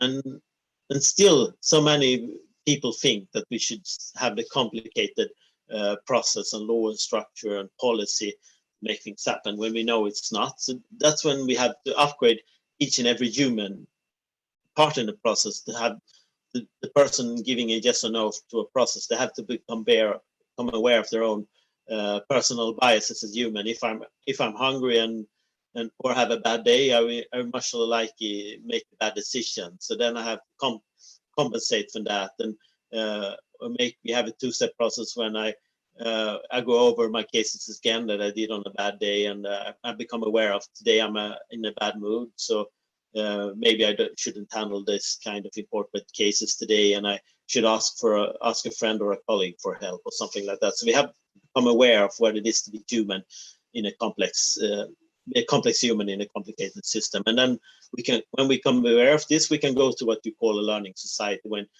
every process becomes a listening and an awareness process around what you're doing on a daily basis in your activities. So that's just my just my basic theories around this. I'm not a super expert, but that's my take on one part of this. Yeah. And if you're interested, check out Dave Snowden. There's some online videos on YouTube around here when he explains the connecting framework around this. Yeah, he's an interesting person. There's a lot of interesting people out there. There's a lot of interest, so much knowledge and interesting things we have to learn in a very short time. And that's why we have to go into the learning society to get many more of us learning what it actually is to be human in this world, and connect the dots and the knowledge and share knowledge and share learnings and start collaborating around these processes and see what's they doing over there, what's happening in this city, what's happening around in this country, what's happening at another institution in my city. So and it's interesting, and that comes to a theory that you and I and some other people have having there's a new role in a complex society. Now that there's so much knowledge, we produce more knowledge, we produce more science, there's more scientific articles than ever before. There's so much content that no man or people alive can keep track and at even a fraction of the knowledge and the science that's out in society. And how do we navigate a complex society and that becomes more complex every day? And thanks to technology speeding up, we have it's an exponential change as well. So our society is not equipped to handle a complex exponential society where change and knowledge and science and technology are exploding on all fronts. So my theory and other people's theory is that in this type of society, we need a new role in society that helps everyone else navigate this exponential society. And some people call him a weaver. I know Ashoka calls them. But when we started listening many years ago, we had so many people using the verb navigate. How do we navigate this? How do we navigate that? And in that we thought, if there's a verb and a process called navigating, then we have to have a role and an identity of being a navigator. That's why we call ourselves future navigators, because we navigate the world and the future. And I can see this role becoming very urgent in a process like this in Corona times. So people all over the world have no clue what's going on everywhere. What's going on in Spain, what's going on in Greece, what's going on in the US, what's going on a governmental level, what's going on in the small communities. Nobody has a clue, anyone. And it's a complex process of listening, it's a complex process of storytelling, it's a complex story of learning and connecting ideas, people and initiatives all over the world. So we think there's an urgent need to start training or employing an official role of, say, I'm a part of a 10-man crew in my hometown that are the navigators that help every company, organization, private or public organizations to navigate the world. So they can come to us and ask what's going on in Greece in the field of health technology right now, and we send out the navigator who connects the navigator in Greece, and they exchange knowledge, and a day later they can have a brief introduction and connect to important person, one in Greece and one in Sweden in this field. Because people are busy and they don't have time to go to Greece themselves to connect with this person, or even have time to find them online in the manner of way we are doing. We have been doing this full time, me for the last 8 years and you for maybe 14 years. So that's my theory and your theory as well. What's your thought about this role of the navigator in society? Yeah, absolutely. I think on the one hand, you can say about the technology optimist would say that the technology would take care of all this navigation. Yeah. We will have an AI that navigates for us. Everything we will be clueless in the process. Yeah. Everything will. It will figure out everything, and it will be perfect. But then you suddenly see that it doesn't work, or the culture, especially if you look at without going too deeply into this, but when you try tech transfer into other contexts and cultures, you see that even if you had a great idea about the technology, it fails for some things that you couldn't imagine in your own country, for example. So you always have some social context to take into consideration where you need some human touch. Yeah, and it is. And now I'm thinking, if you look at Stockholm Resilience Center, which have been writing a lot on this topic, they call it system entrepreneurship. You have different roles inside there. When we started in the network society, we spoke about connectors, to connect. The connectors, yeah. And connecting, and there are so many elements of being a super connector or connector, and just to push a friend request might be a hard thing for some people. So because they can't even push the button to, can I add you as a friend? Yeah. So it requires some courage to connect and to really do the connection. But when you're connected, you come into another process. Then it's, okay, now we are connected. What should we do? Should we start to speak, and if we are a team, you start to facilitate the dialogue. And then you end up in the dialogue that, okay, maybe you should go to another place. Then you need to direct somewhere and take the group with you. So there are different qualities from, that's what I found out from personal perspective over the years, that you need different competences, different roles in this. And looking at the ship, where was the navigator? Where was the one climbing up in the looking? There is land in that they looked direction. out in the mast, they're looking for shore or reefs or whatever. And you had a captain look at a bit of everything and took the decision. But then we go in that direction. So you need different roles. Different roles, yeah. So that's why I call myself Captain Future, and that's a role. It's a play on identity and a play of words. Of I am a captain as a navigator. That's my part of being playing on roles on this navigator role. So. Yeah, because navigator in itself is not enough. I think you need different qualities. Yeah, so it can be like 10 different roles at least being a navigator. So different parts of this.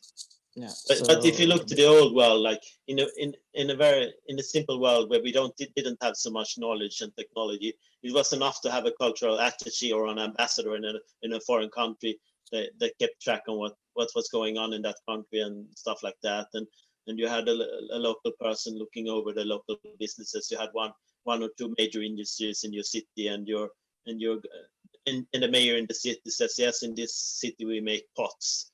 So it's a potting city. It was only complicated, well, not complex. But today there's thousands of companies in every city doing high-tech stuff, and and universities, hundreds of professors doing high-tech science or very advanced complex science. and how do you link science together with the entrepreneurs? There's a lot of meeting places now in incubators and hubs in the universities and the cities where you try to connect the local science with the local entrepreneurs so they can make innovation of the science and stuff like that.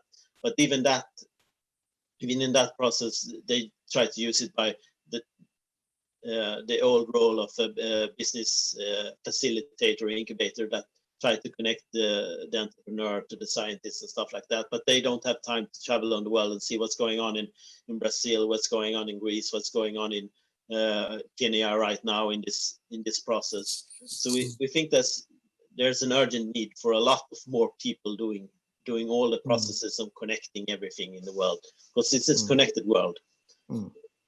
Yeah, and one challenge, of course, with this is that traditionally, or still today, the one who do this sort of navigation or whatever we call it is the traditional institutions, the innovation agencies, like they take on the role. So it's like they try to renew themselves a little bit, but it's still a bit the same thing, but with new words. With new words, So that's a Swedish word called omvärldsbevakning. And there's no English words for it, but the English word is external environment monitoring, business intelligence, or external monitoring, like something like that. But we have a Swedish word for this. And this is also one part of being a navigator. What's going on in the world? Like you go on an event, you go on a trip, you go to a business trip to San Francisco and try to find out what's going on at Facebook, what's going on at Tesla and stuff like that. Then you do a short visit and you exchange some business cards and stuff like that. But you do a written report when you come home, but nothing more like that. You haven't bonded with someone actually working at Tesla and stuff like that. Like the really hard work we're doing, you and I has been doing. Like you said, drinking beer with someone or something like that. That's hard work. That's hard work. Some people look down on that, but in some parts of the world, it's actually part of the cultural. That's the hardest. It's like in China, you have to spend 3 nights just going out eating and drinking together, but even before you can mention business. So. Yeah, that's why I haven't been there yet. Yeah, it's gonna be too much hard work. Yeah, it's too hard. But you get the feeling like there's so much going on in the world right now, so it does.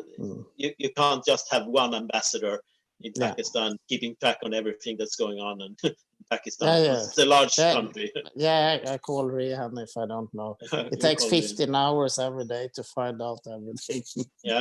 That's going on. So that's going on. And thanks to social media, we now you and I, we spend a lot of hours, you especially, online, on LinkedIn, on Facebook, on Twitter, and Instagram, just following people, see what's going on in our circles and our bubbles. And that's more than a full-time job in itself as well. And it's important work because we need to understand what's going on in the world. We can't just, every city can't just solve a major challenge by their own. We have to start collaborating, especially around the global challenges. So that's why we committed to the 17 SDGs, the Sustainable Development Goals, all over the world. So we can start collaborating. In goal number 17, partnership for the goal is the most important. And in solving that, we need a lot of people committed to only working on that. And we don't see that yet. But maybe now during the Corona crisis, we can trigger something. We start lifting the importance of every city and every region and every country having a lot of people only working on that goal. So that's and that's not the official. I've seen people organizing official business trip to India, official business trips to Thailand and stuff like that. And it's not only that web. You have to have the informal people going, living there, connecting with families, local people, really understand what's going on, and also doing the really hard work of visiting conferences, visiting companies, and see what's going on, and visiting universities and talk to people there around the clock.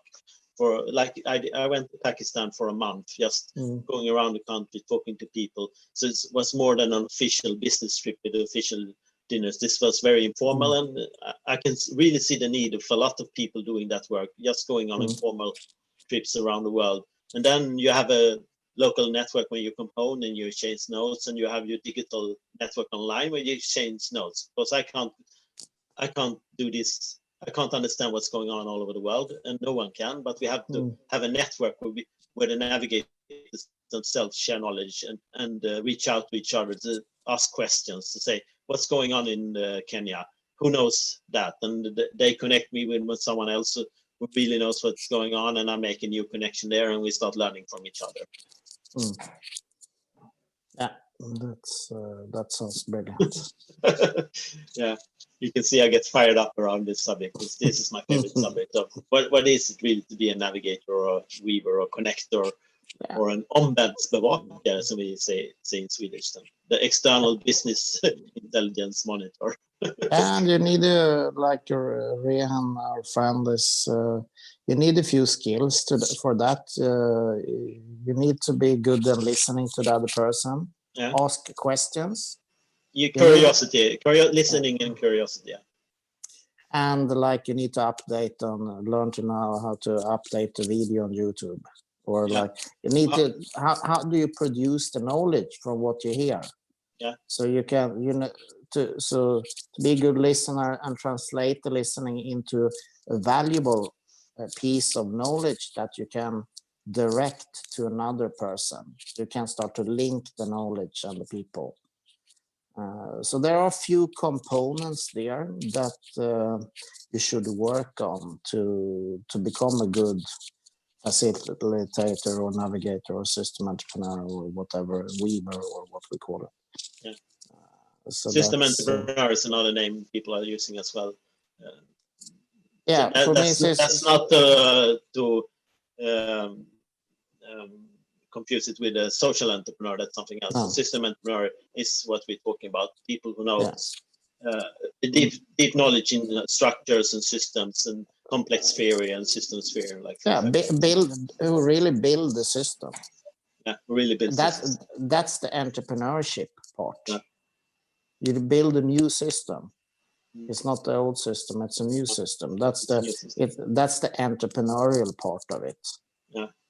In my view of looking at it. And I've seen so many people starting quoting the old Buckminster Fuller quote.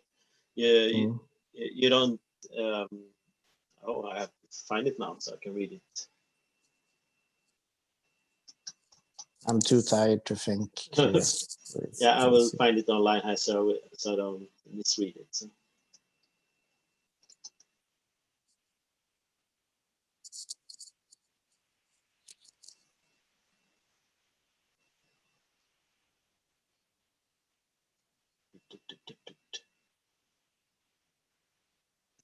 He has so many quotes. So I have to find the right one. But so many people started quoting on a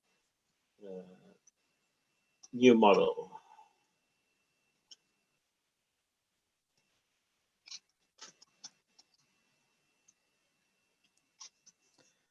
It's to be the new system, so the other ones feels obsolete. You never hear this. You never change things by fighting the existing reality. To change something, you build a new model that makes the existing model obsolete. That's the quote many people in our bubble start to share now, but it's not.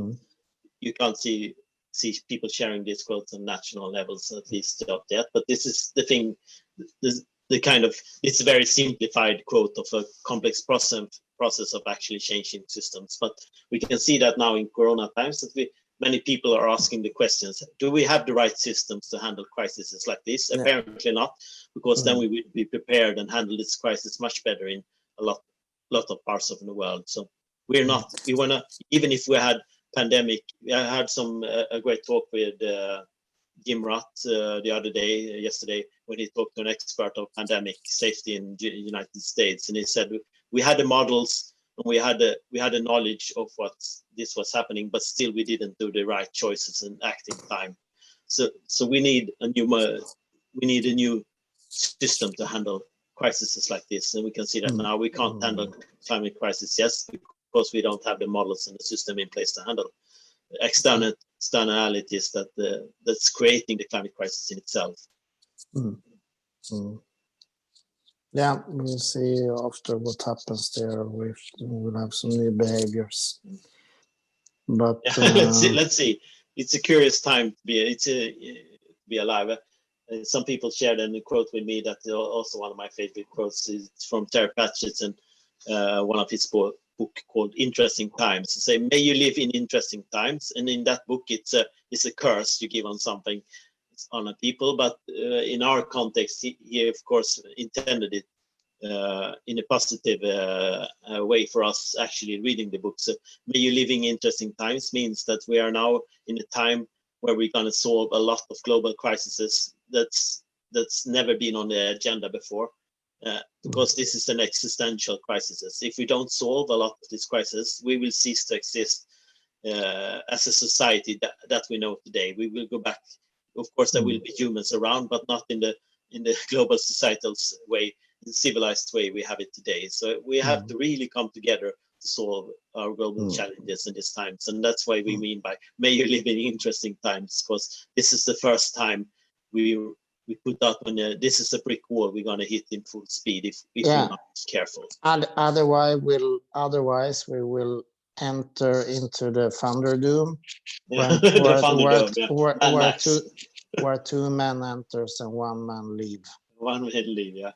And I have another. I love quotes. Quotes are simplified stories of complex stuff, but quotes are fantastic. So another favorite quote of mine is from Elon Musk. It says, "Destiny is in our hands. If we don't succeed, it's our own fault."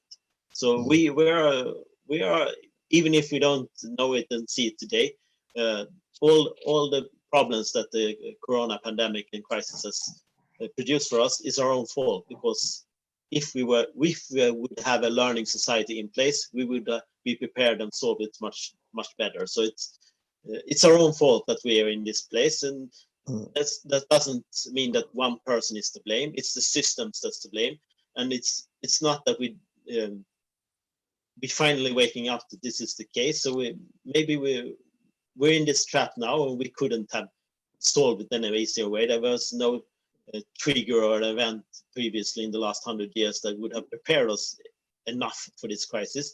But we can take this crisis and use it as a dry run to handle a really big crisis that we come later this century. And that will be, of course, interesting, because traditionally a lot of institutions are very short-sighted, and they tend to forget, because one of these ideas out there, we should fail a lot and learn and fail fast. But the question is if you learn from them.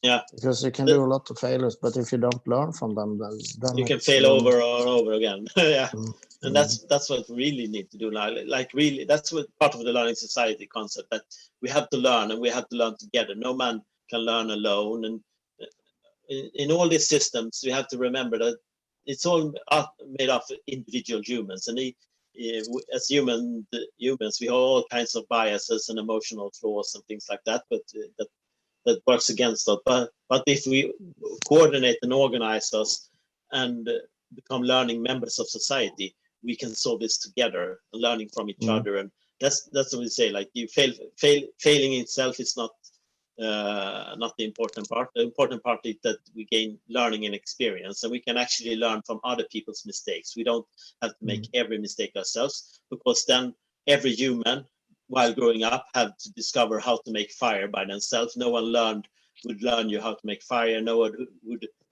give you clothes. As a little child, you had to discover how to sew, invent the needle by yourself, and learn how to sew clothes yourself. And this is, of course, a silly example, but you get my point. Like, there's so much things in society today that are already learned. We know how to make clothes. We know how to make fire. We know how to bake bread. We know how to brew beer, and the important stuff. So not every person itself had to fail at making beer to learn how to make beer. We can learn from other people who have made beer before us. So that's why we have good beer in society today, because we learn from each other. And that's you can see that in the food industry now, that that we have many what we call craft beer and craft food all over the world, and that's not every person by themselves discovering how to make good beer, because they have a network where they share knowledge and tips and everything. So they learn from each other how to make better and better beer. That's why we have so many good craft beers all over the world now. Not because every person himself has failed in making beer, because they have learned from each other. So that's a perfect example how you can learn from each other in a learning society to make better and better beer. And that process itself, we can apply to all our big major crises. if you have passionate people in place who have mandate and they have a budget to experiment and learn from each other and make changes to the system. Yes, that's perfect. Yes. Yeah, you're getting tired. I'm getting speeded up here. So yeah. You're a night person. Normally, I start to wake up around 5. Yeah. So I've been sitting here for 2 hours. I've been taking 2-minute break now, and you will. I will go. I will go on for another hour. Almost sleeping already. Almost sleeping already. But you gave me really very good points even for this late on what the learning society and societal change. A little bit. Yeah, very good points.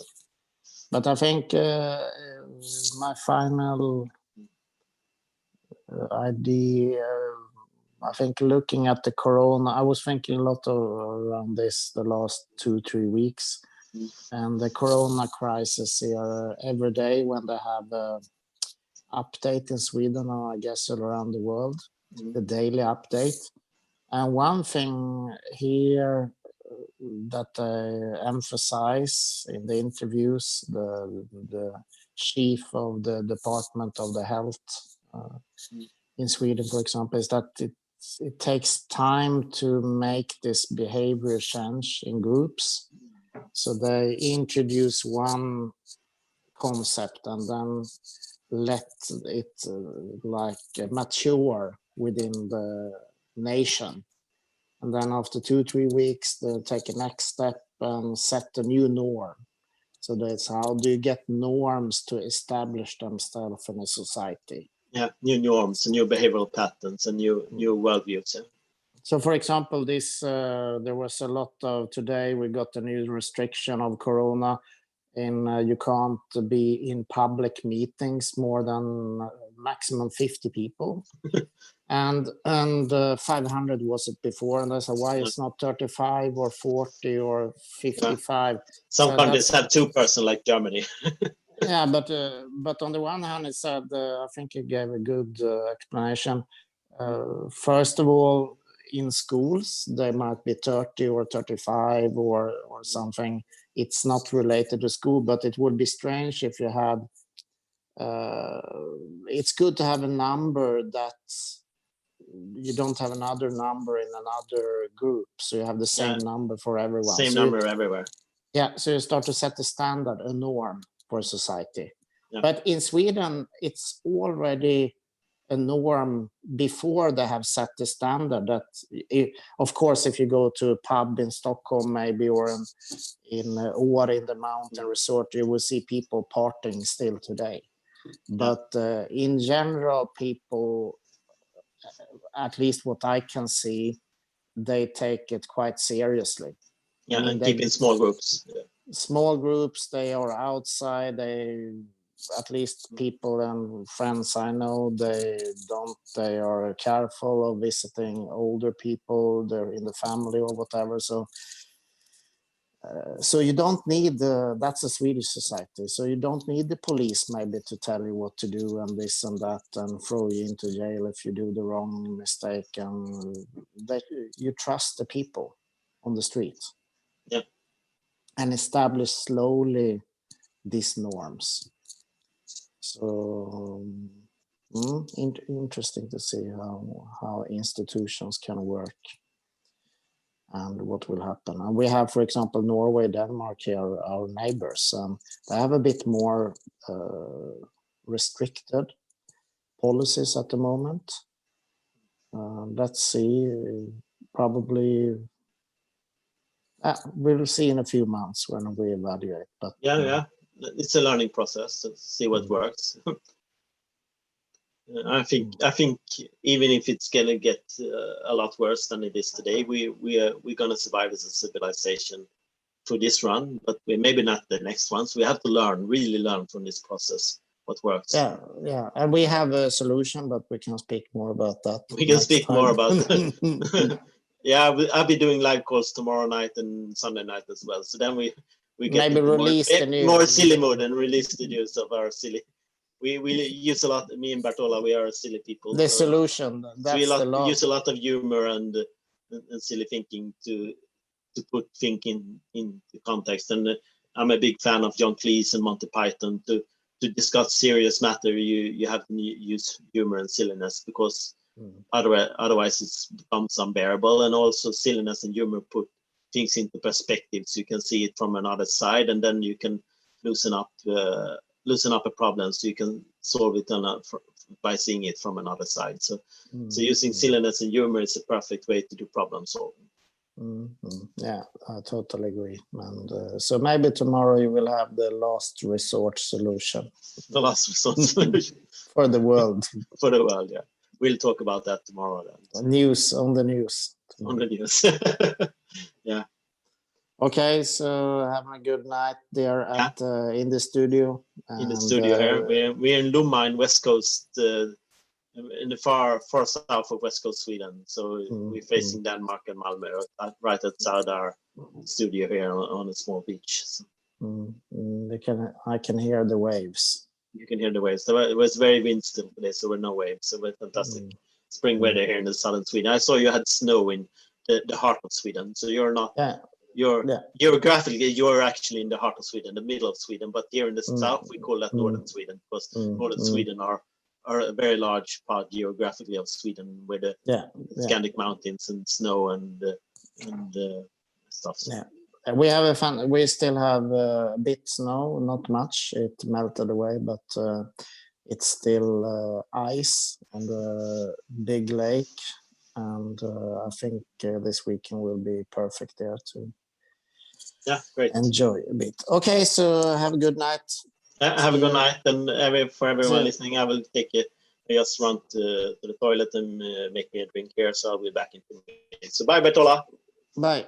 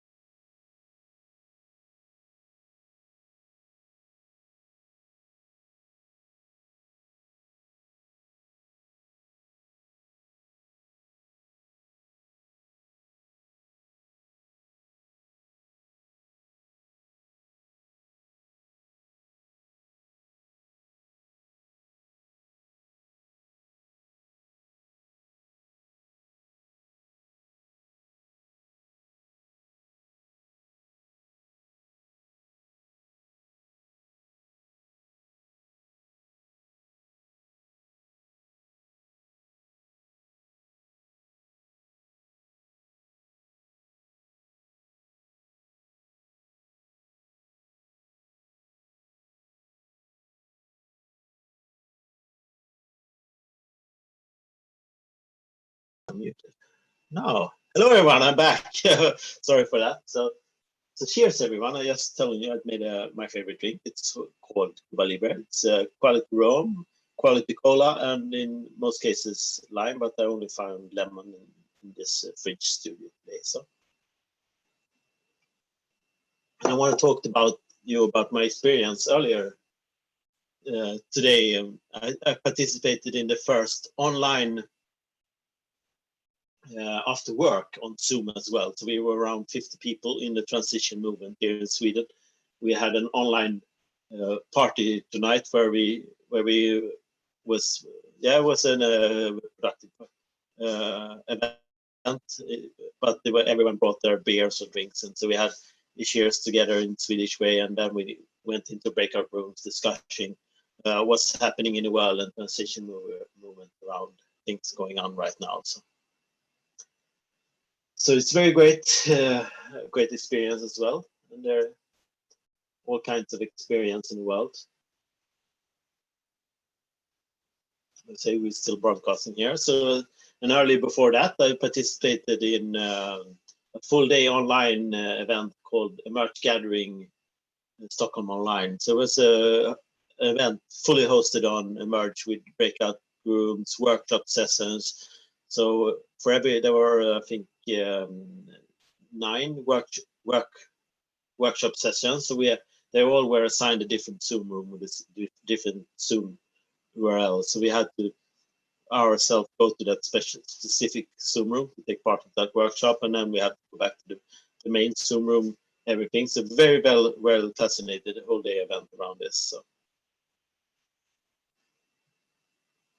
So that was a great experience as well. And what else being going on this week? I talked to you earlier about being part of various Zoom rooms, and maybe one of you people listening in this had a great Zoom experience. So if you have, I'm going to be here tomorrow night and Sunday night as well, talking to a lot more people. So if you want to come online with me tomorrow, Saturday night or Sunday night, talking about the Zoom experience, please feel free to do so. Contact me on Messenger, and I will give you the Zoom link to come online with me here and discussing things like that. So. What else is going on? We talked about the hackathon. Someone just sent me that there's also a Hack the Crisis in Greater Copenhagen, April 3rd to 5th. So that's a 3-day online hackathon as well. And the Swedish hackathon is the same date, I think. So that's going to be interesting. They can coordinate it better because the Finnish one was last weekend and the Norwegian one is this weekend, so they don't collide. But it seems like the Swedish and the Danish hackathon around it are colliding. And Bertola said that he was listening to the Norwegian hackathon today. Said there was at least 15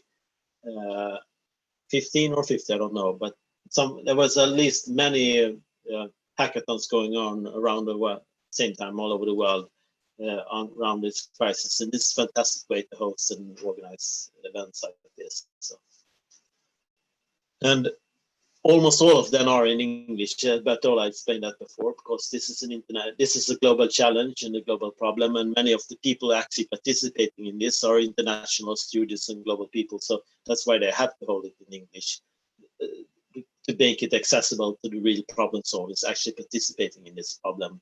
And we just participated in the SDGs hackathon Pakistan this week. That's going to continue on Monday, Tuesday as well. And Sadaf is going to be online tomorrow morning, 7 a.m. Swedish time, talking about the experience of the Pakistan hackathon. And that was always also in English, because we invited a lot of international people all over the world speaking what's going on in Corona crisis now. We have a fantastic report from Spain, and one report from Sri Lanka, and one report from Brazil, and one report from Italy and stuff like that. So it's great to hear people from all over the world talking about what they're doing right now with local communities and local entrepreneurs to solve the most urgent problems, but also talking to people who's system entrepreneurs who can see the systems problem solving around what's going on in the world now. So we need a lot of more initiatives where we can share knowledge and cooperation around this now, because people have no clue, and I have no clue, and most of you have no clue what's going on in every country, in every city, in every region in the world, on on a national level or a regional level in every hospital, what are the local problems that's already in a hospital that we can learn from. And like you have seen much knowledge sharing around, people starting 3D printing visors this week. And I saw an example of someone who took ordinary scuba masks and then modified them. I don't know if it was 3D printing, but have an innovation process where they modified scuba masks to become ventilators. And that's fantastic innovation that if you share that knowledge all over the world, people can learn from each other, and we can save millions, thousands, or even millions of lives this way by doing entrepreneurial problem solving and sharing knowledge. And that's why it's so very important that we do things like this in English, and so we can learn from each other in a quick way without too much translation. But English, because not everyone in the world speaks English. There's a lot of Spanish community around this, but the Spanish world do everything in Spanish. They don't use their local languages, even if and stuff like that. And we're part of the English-speaking world. And someone said, if we have one world language, what would it be? And that's, of course, there's an conflict of interest around this.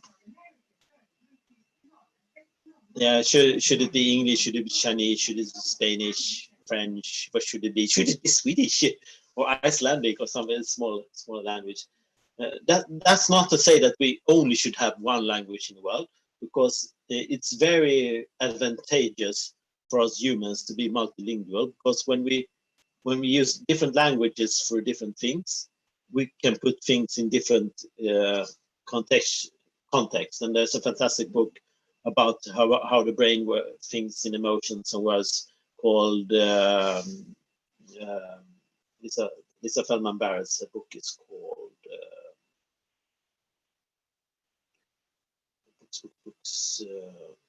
How Emotions Are Made: The Secret Life of the Brain. Lisa Feldman Barrett's fantastic book around why it's important to do what we call linguistic reframing and also emotional reframing. And that's the advantage of being multilingual. So I speak Swedish and English only, and a few German, French, and Spanish words, but not much. And because when I was young, I didn't understand why I should learn any language at all more than Swedish, and because no one sold me the story of the importance of that. But then I discovered to myself that my favorite author by that, there was, I think, I don't remember the author's name, but it was a fantasy novel. So I read the first four books in English, and when I started looking to the fifth book in the library, it wasn't translated into Swedish yet. So I say, fuck it. I went online and I found a bookstore called Science Fiction Bookhandel, and that is a science fiction bookstore here in Sweden. And I ordered the fifth book in English online at that time. I think, or it was, I don't know, maybe online or by catalog or something like that. But somehow I ordered that book online. Now me and my friends got it, and we read it and shared it in English. And then for the first time, I really understood the importance of knowing another language than Swedish, because there was so much content available in English that wasn't translated into Swedish. So that is the advantage. One more advantage of being multilingual. So, and it's cognitive and marginal brain. So, and much of our cultural heritage is in our own national languages. A lot of our cultural heritage in Sweden is in Swedish. So that's, by saying that we should do more English, that doesn't exclude doing stuff in Swedish as well. It's not either or, it's and or. So we do both. And if you speak a lot of language, I know my own, she speaks 9 languages fluently, and that's a very, very good advantage. So if so, study language, that's an important part of growing up. And the younger you do it, the better you become. So most of my English I picked up during speaking English. Was never a natural part of my life until let's say 7 years ago, now 5 years ago, when I started doing international traveling in conferences back in 2016-17, when I did my first trip to San Francisco in the US. And my English was not good even 4 years ago. So I've been practicing a lot, speaking English every day in Zoom calls, in my own podcast. I did audio blogging for many years, where I started speaking English as well. I think it was 2014. So I've been practicing a lot to get my English speaking up to pair with my. I've been writing for English for at least 10 years, but not speaking it. So, and that's why you need to practice things like that, because you find the need and you find the opportunity to actually do it.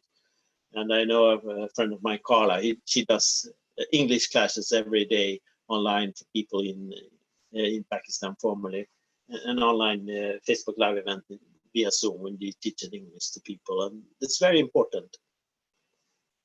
If we're going to live in a global world, we have to communicate with each other, not misunderstood, so we don't misunderstand each other. Yes, everyone. Thanks for staying with me so late. It's 1 a.m. here in Sweden and Friday night, and I'm usually awake until 4 in the morning when my brain is fired up like tonight. And earlier today I was really groggy and just humming along, but tonight, if you have followed my conversation during the last 2 hours, you can really see that my thoughts and everything has picked up. So it's been a fantastic day, and we're going to continue this tomorrow and the day after that. So let's see what's going on here on my computer. If someone has messaged me, I don't know. Yes.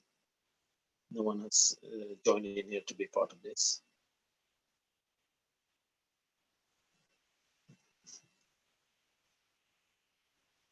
Yes, and this is of course saved both as an audio stream and as a YouTube on YouTube, so you can take part of this later if you're just waking up or it's too late for you. So what else am I gonna speak about tonight? Let's switch track entirely. So earlier today I explained that I'm a digital citizen, and with me today I have what you can see, I don't know if you can see it right there. It says this is mirrored, of course, because it's a mirrored camera in Zoom. So this is the next skill we in class here.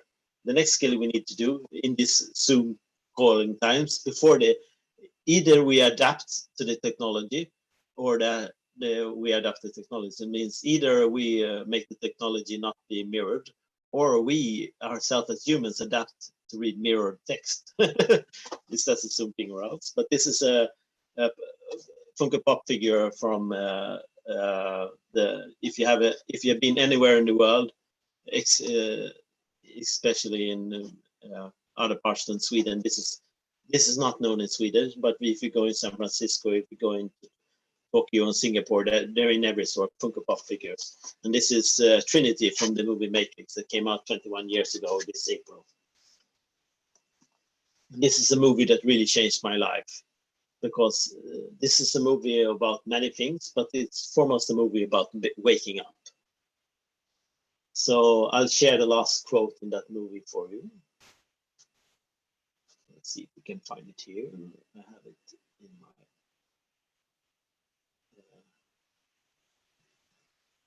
I typed it down earlier today. Let's see if I can find it.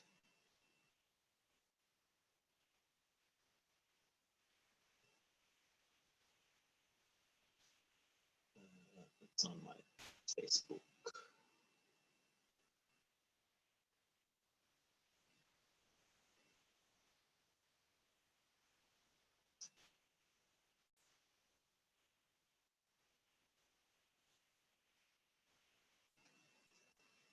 Let's see if I can get my internet is really slow. I hope you can hear this. Someone is joining.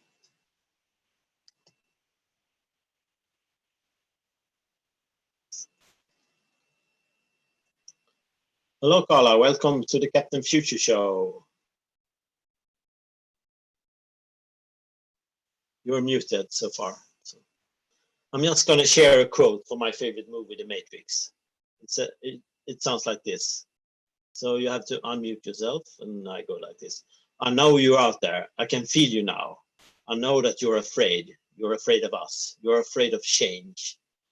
I don't know the future. I didn't come here to tell you how this is going to end. I came here to tell you how this is going to begin. I'm going to hang up this phone, and then I'm going to show these people what you don't want them to see. I'm going to show them a world without you, a world without rules and controls, without borders and boundaries, a world where anything is possible. Where we go from here is a choice I leave to you. You're still muted, Carla. Hello, Carla. Hello, how are you? I'm good. Yeah, I don't know if you heard, but I just shared my favorite quote from the Matrix here. So in this quote, there's so much connotation and so much story. This is a thing. I'm a deeply spiritual person when it comes to good storytelling and good quotes and good narrations. So this is a I narration. know. This is a narration that resonates for me in so many levels. My whole life and my whole outfit.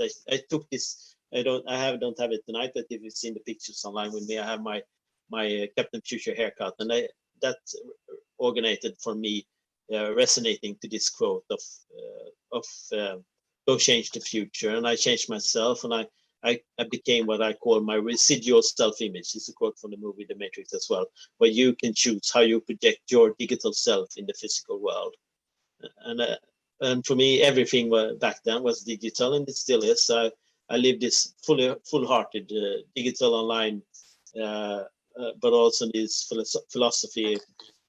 Some people call it quasi philosophy, but there's also I've seen some very serious academic philosophical analysis of the Matrix movie, and it all resonates with me because this is how I make sense of the world for narrations and story quotes like this. This is how I navigate my own vision and stuff like the world. So that's why I look and act the way I do. Many parts thanks to the movie The Matrix, and also the movie that came before that inspired The Matrix. Called in 1995, we had a movie called animated movie from Japan called Ghost in the Shell that shared a lot of the philosophical stories around identity and the internet and the net and how we navigate the world that I still use today in my daily sense making of myself, my own inner narration of who I am and what I do in the world. So by that said, let's switch the context again. Hello, Carla. How is it doing? I just mentioned you before when I talked about the importance of being multilingual and also the importance of learning English in the global world. We have to collaborate globally all over the world, and we are in the English part of the world. If you're listening to this, you probably speak English in some way. And why is it important, Carla, that we all can communicate and collaborate all over the world using one language together? Even if we know our own my own language in Swedish, and I know you teach English to people in Pakistan who have their own language. But why is it important that we learn English together? Not just Pakistan, all over the world. All over the world, of course. And it is important because there's so much fear around the world about differences and diversity. But there's one thing that lies down there that we all want. We all want to be loved. We all want to be happy. We all want to feel we belong. And you cannot feel that you belong if you feel that you're separate and you don't understand what others are saying. So for some reason, English was chosen as the language of the world, and all schools are teaching English. So it's important for us to begin communicating together and begin knowing each other. Yeah, it is. So it's very important because a friend of mine raised the question tonight. We have a hackathon, Hacking the Crisis, here in Sweden, and there has been one in Norway today, and Finland last week, and Denmark is going to have them as well. And why are we doing national hackathons in English? And because they say this is a global world, we have global challenges, and if you don't understand and communicate all over the world, we're not going to solve anything. Right. Right, yeah. And I just had a fantastic experience. I talked to a friend who is down in Nairobi, Albert, today, and we communicated for English in a very in a very funny way. So it's so funny to make friends all over the world. And I've traveled Pakistan, I've been to Singapore, San Francisco, I've been to Japan. Making friends all over the world, it's how we solve this. If you understand that we're all human, and you have if you have a friend in at least 10 countries all over the world, you understand we're all connected, and we don't want the global third world war or something like that in the wake of this corona crisis. We really had to connect the world and keep it together and stay together now in a time like this. I agree. And actually, it isn't a time for us to be separate. It's a time for us to realize, as you would say, we're on the same spaceship. Yeah. And we're all in this boat together, and we may as well get along. Stop all the foolishness, all the racism, all the religious diversity. We can be diverse, but we can also be together. And this is the second time today I ended up being live after I said I am not going live. Yeah, of course, we can't resist it. The urge. When somebody, you can be live, you can join this conversation online. Okay, I'm not tired. I can do this. I did not want to be live at all today, and this is the second time this has happened to me today. We can't resist the urge. And I just had Bertola joined me for 2 hours, and he's not a night person like I am, but he couldn't resist the urge to tell his story online today. Well, if you want me to say anything, you ask the questions and I will answer. But I must admit, I am a little more tired than normal. Normal. And you're in the US. What time zone are you in? Eastern time. Yeah. And Alexa, what time is it? It's 8:30 p.m. It's 8:30 p.m. Yeah, here it's 1:30 a.m. Are you getting tired? No, I actually slept an hour this evening as well. So I will be up until at least 5 a.m. I think doing this. So I'm feeling very okay being awake at night.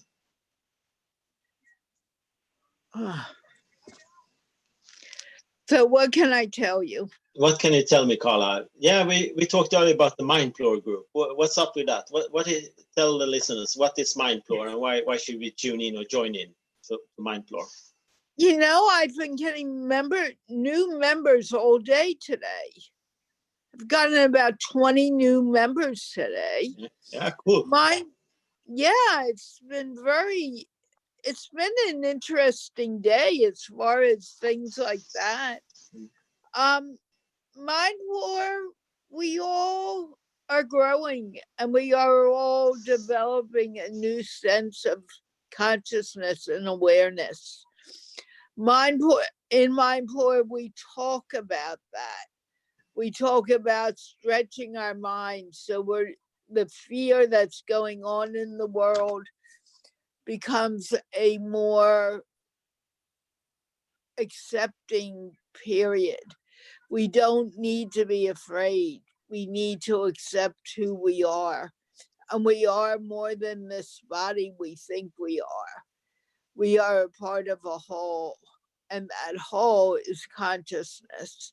We just think we're separate, but we're not separate from We're not separate at all. We're all connected. So some people, I shared a story about this, like Penrose and Stuart Hameloff's research about probably consciousness has something to do with quantum fields, and for quantum fields we're all connected. Of course, there have been so many interesting research now that we can take two particles and do it and put one on the other side of the Earth, and we poke the particle here. The particle on the other side of Earth reacts to it. So there's been some very interesting experiments in quantum technology now, in quantum fields. And if consciousness is connected through quantum field, like Penrose and Stuart Hameloff have a fear about, then consciousness is really connected to each other all over the world. And there's if you want to know more about this, there's a book called Stealing Fire that explores what they call flipping the switch, or There's Jonathan Haidt's book, The Righteous Mind, where he explored what he called the hive mind. Some part of us can actually, we think, connect consciousness to each other, so we can connect to each other without using words as communication. So there's something going on there that we have no idea what it is so far. And it's, like you said, we're all connected through consciousness somehow. There's so many things going on in the world that we can't really explain through modern science that's somehow related to Right. this. Modern science doesn't have the answers.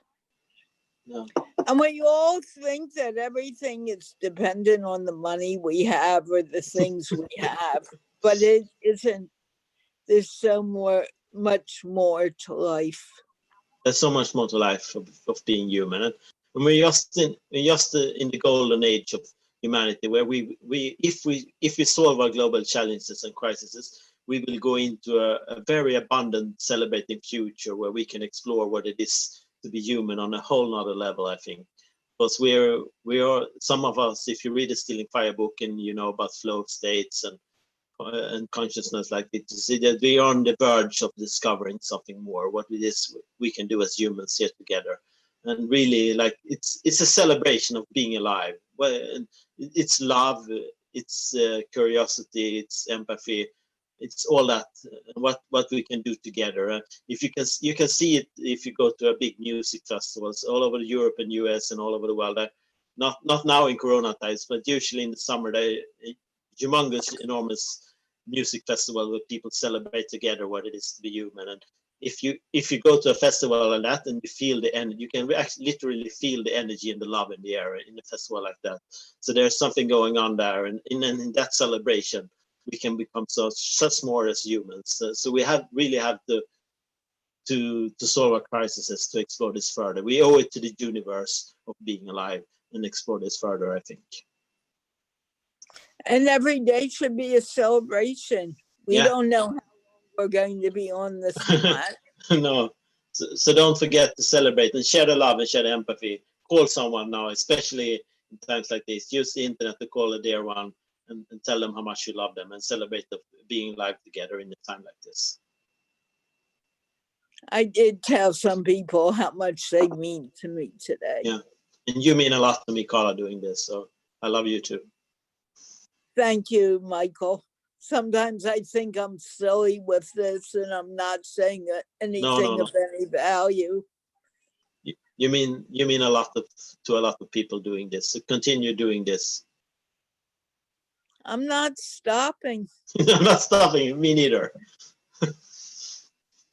But I need to find out a way to bring in some finances so it's not as difficult. Yeah, and we'll solve that together. Me and Bertola talked a lot about the things we need to start finding finances for as well. And you're a part of the world of people making sense of the world. So we need a lot more people making sense of the world, and we need to find the finance or the enablers to people like you and me continue doing the work we do, because or else we're bust. We really need to connect the world more, and we need people like us doing it full time. Thank you so very much. I needed to hear that. Yeah. And again, as I said, I did not plan on being online at all tonight. But through serendipity or some mysterious forces, you're here talking about this. Same thing. Rayhan asked me to interview one of his employees, and I said, no, not today. I'll do it on Monday. And I'm talking to the guy, and we're setting some things up, and all of a sudden I said, let's go live. And I'm not sure why I did that. We ended up talking for an hour, and it was the most wonderful, wonderful interview. And I thought, I'm not supposed to be doing this today at all. And then here you are talking to me again. Yeah, I thought I was just coming in to watch for a few minutes and I would leave. Yeah. But I'm kind of stuck here now. You're kind of stuck here. I had another friend from Greece calling in before, Christiana Gatti, and she's she shared her fantastic story, and it's the middle of the night in Greece, but she couldn't resist the urge of coming online and telling her story either. So. Is Aliko one of your friends? If is Aliko. I don't know. No, not that I don't recognize that name. So maybe not someone I'm regularly connected to. No. Okay. Mm. I'm sorry, I'm yawning like crazy. Yeah. So people listening to this, they're welcome to join Mindfloor on Monday, maybe. Yeah, people should at least join the group so we can get to know you. Yeah. So if someone interested in this, I'll share the link and contact me, or you. Both me and you are very findable on Facebook. So find us on Facebook and connect us there, and we'll. Yeah, but before adding them, we need to have spoken to them to know. Yeah, if we they have to. Yeah, we only vet people before going in. So connect to us and get to know us, and we will invite you to the Mindful group. So. I can I'm see you sorry. yawning. No problem, Carla. And you're even 5 hours after me in time stuff. So. No, we're before. You're a morning person, and I'm a night person. So. No, I really am a night person. You are a but night I'm person as well. really, I'm very, very tired the past few days. Yeah. I don't know if it's because I'm being stuck inside or what it is. Yeah, too little fresh air and stuff like that. Yeah. Well, I went out for a walk today. I didn't take the dog for that walk because he doesn't like walk. I believe he literally knows there's something going on and he doesn't want to be outside. Oh. I mean, he'll go out, he'll do his business, and he turns around and says, Mom, let's go back in. Yeah, he can feel something. Connected to some deeper feel of consciousness, maybe. And the cats are the cats don't go out anyway, but they've been really kind of funny too, right, Krishna? Yeah. Come here, Krishna. Let's show you off. Come on. Oh, he didn't want to be on camera. I started picking him up and he ran away. Yeah. Yes. Is there anything more you want to add in, or do you have any questions for me, Carla? I'm not thinking clearly tonight at all. No. I really just want to lay down and sleep for a tiny bit and then I'll be awake again. Yeah, you'll do that. And I'll be live all weekend during nighttime here. So you're welcome to join tomorrow on Sunday as well. So. I may. You never know. You never know. I mean, it's been really, today has been very, very weird. I have a meeting with 2 teenagers and we talk for an hour every Friday because I wanted to connect them. And now it's like they expect me to be there, you know? Yeah. Okay. Okay, let's go. Let's go. I'll talk to you for a little while. And I was determined not to be alive. I keep on saying that. Sorry about that.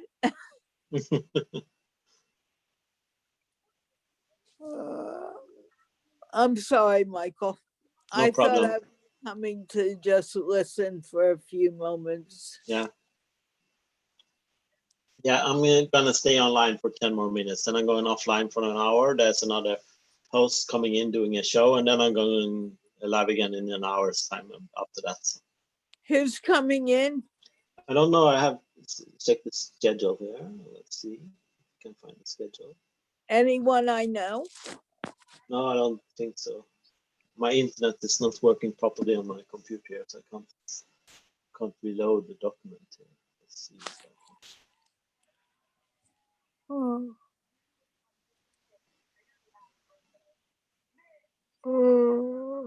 Excuse me.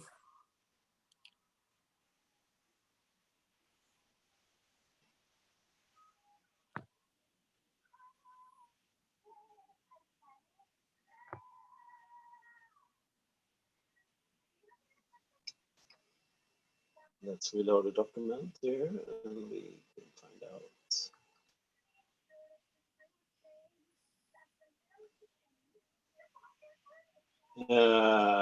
Line Morkback, online collaboration and virtual tools. She's doing a show now in 20 minutes time. So I don't know her. So. It's very strange for me to be on Zoom using my phone and not being in charge. Being on my phone is unusual, and now not being in charge is even more unusual. Yeah. But let me know if I can do anything. Yeah. I don't know if I'll go live again, but who knows? Who knows? Who knows? So have a good night, Carla, and maybe I'll see you tomorrow or on Monday. Yeah, I really need to get off. It wasn't. Yeah. I just clicked on that link that you put on. Of course you did. I'm like, what happened here? What happened here? Yeah. But I think this is very important, especially during the quarantine time, that we connect in some way or another. Yeah, we stay digitally together online. So that's very important. So how do I get out of here? You just click leave message, or I can throw you out. Yeah.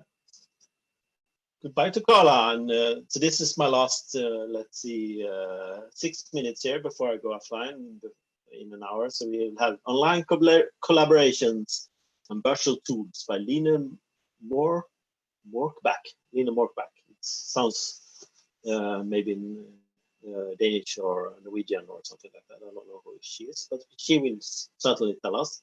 And I will be back online 3 a.m. Swedish time again after that, doing 2 more hours if I'm up to it. And then tomorrow morning, 7 a.m. we will go. Stellan will go online, and then she will go. Sadaf from Pakistan, who is head of the SDG hackathon there. So they will go online together there. I will be asleep at 7 a.m. I think, so I probably won't go in that call, but you will find out about what's going on in Pakistan around the SDGs and hackathon, and now in Corona times as well. So that will be, if you're interested in hearing that, you will do that. So. And then we have all kinds of show tomorrow. Let's see what we have. We're thinking your purpose in life, Carolina Masitai at 8 a.m. Then we have outdoor yoga at 9.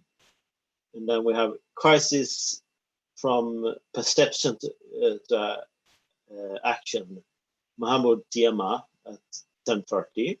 And then we have at 11:30, we have book talk, a world parliament, governance and democracy in the 21st century by Andreas Önefors. And then we have the Wave Project, Akim Akiter at 12:30. And then we have 13, our Taste of Energy and Medicine, the healing garden of guided healing meditation, Maria Collinder. I have hard with the Swedish pronunciation of English pronunciation of Swedish names, apparently. And then we have great news, Rika Mikkelsen and Maria Appelqvist at 1:45 p.m. And then we'll go on to, and then we have 3 p.m. meetings and emerging future with emotions. Jonas Petter Brave in the dialogue with Jens Rindlet, and then we'll go on until 4:30 p.m. where sustainable leadership in the 21st century with Maria Appelqvist, a guest Rosa Ryhard and Anneli Mattsson. And then we'd had 5:30 p.m. a riff on Caspian Almerud, it's a friend of mine. So we will see, interesting to see what he has a riff on. And then we go back to sustainable leadership in the 21st century at 6 p.m. with Maria Appelqvist and Yassima Aron Modir. And then we had concept and change, how and what, listening to the pulse of an organization at 7 p.m. And then at 8:30 p.m. we will have Earth Hour here in Sweden. So Earth Hour is a concept where from World Wildlife Foundation and some other, I think it's only them or some other organizations that said every year for the last 5-6 years at least, we will be celebrating Earth Hour all around the clock. Often it's always 8:30 local time, so the Earth Hour moves around the clock. So it's after dark in almost all countries on the earth, and by celebrating that, we put all electric lights out. I don't know how we're going to celebrate in the studio. You're allowed to use candles and other types of lighting to give a message that you celebrate Earth Hour together, and that's why we think about planet Earth together. And some people said, like I heard all kinds of silly arguments that says putting the lights out for 1 hour doesn't save any energy, and this doesn't do anything. But they misunderstood the whole thing. It's a manifestation, and it's a ritual we do together to celebrate that we care and signal that we care. So it's not about saving the energy of our electric light for an hour, because that's a small part of the total electricity used in society. So it's not about that, but it's the signal value, the storytelling value, and the community value of doing things like doing a ritual together like this. So this is a fantastic ritual, and we need more rituals, global rituals. This is a global ritual, a global story that's been going on for many years. And just like Greta's school strike for the future is also a global story and a global ritual that youth are doing, and also adult people are doing all around the earth for the last year. So we need more global stories and global rituals when we do things together on a global level. And Earth Hour is a perfect example of doing things together on a global scale. That means we're one planet, one Earth, one human race, one global civilization, and that's how we go into the future as a global world. And Earth Hour is part of many other ways to celebrate this. Like there are the examples, International Women's Day and another, all kinds of international days. Christmas is also part of the global story that we celebrate together, regardless of it's Christian or Northern Viking heritage.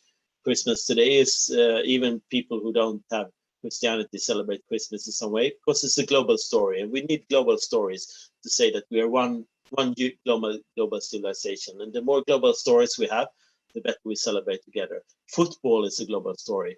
Eurovision Song Contest is European, but also in a part a global story. Like all kinds of massive events. The Olympic Games is, of course, the perfect example of one of the largest global stories that's been going on for 120 years now in modern times. And it's going to be moved this year, so it's the first time in a non-global World War year that we're moving the Olympic Games because of the coronavirus. But the Olympic Games is also a global story that unites us. So we need lots more global stories. All the music festivals I talked about before, they attract people from all over the world. I went to a fantastic festival during the solar eclipse in Oregon in the United States 3 years ago, or it's in 2017, and there were people there from 52 countries all over the world celebrating together. Also global stories. So global stories, global rituals, and global celebrations is what we need more of. Music festivals, sports events, and Earth Hour events and stuff like that, and international days that celebrates different movements and things around the world. So the more we can have that, the more we can keep it together. They say we are one human race, and that's really important. So that's why we're celebrating Earth Hour tomorrow here on Best for the World. And after that, we've had Stella and Jens, another guest, doing a show after Earth Hour, and then at 11 p.m. I will go online with Captain Chuchi tomorrow. And if you're listening or somewhere you want to be a guest, just give me a hint on Messenger, and I'll share the Zoom link so you can become a guest tomorrow night as well. So that's me signing off for this 3-hour session here. So thanks everyone for staying with me so long, or if you're listening after this, a really good conversation with Carla and Bartola and Christiana. They're sharing their stories, and I think this is one of the better stories. Me and Bartola riffing together what it is to be a navigator and a system entrepreneur or a weaver or a connector. So and our pitching and our story of all this is getting better for each time we tell it. And when you tell it in a public setting with this is live, we can't edit this. You really have to spin up your brain to keep it together and put what's together. And I think every time I do this, my storytelling of what I do and Bartula does gets better as well. So if you're an entrepreneur or a person, visionary or something all over the world, do join in online conversation and tell your story. Every time you tell your story, the better you become about it, telling your story. That's what I talked about earlier.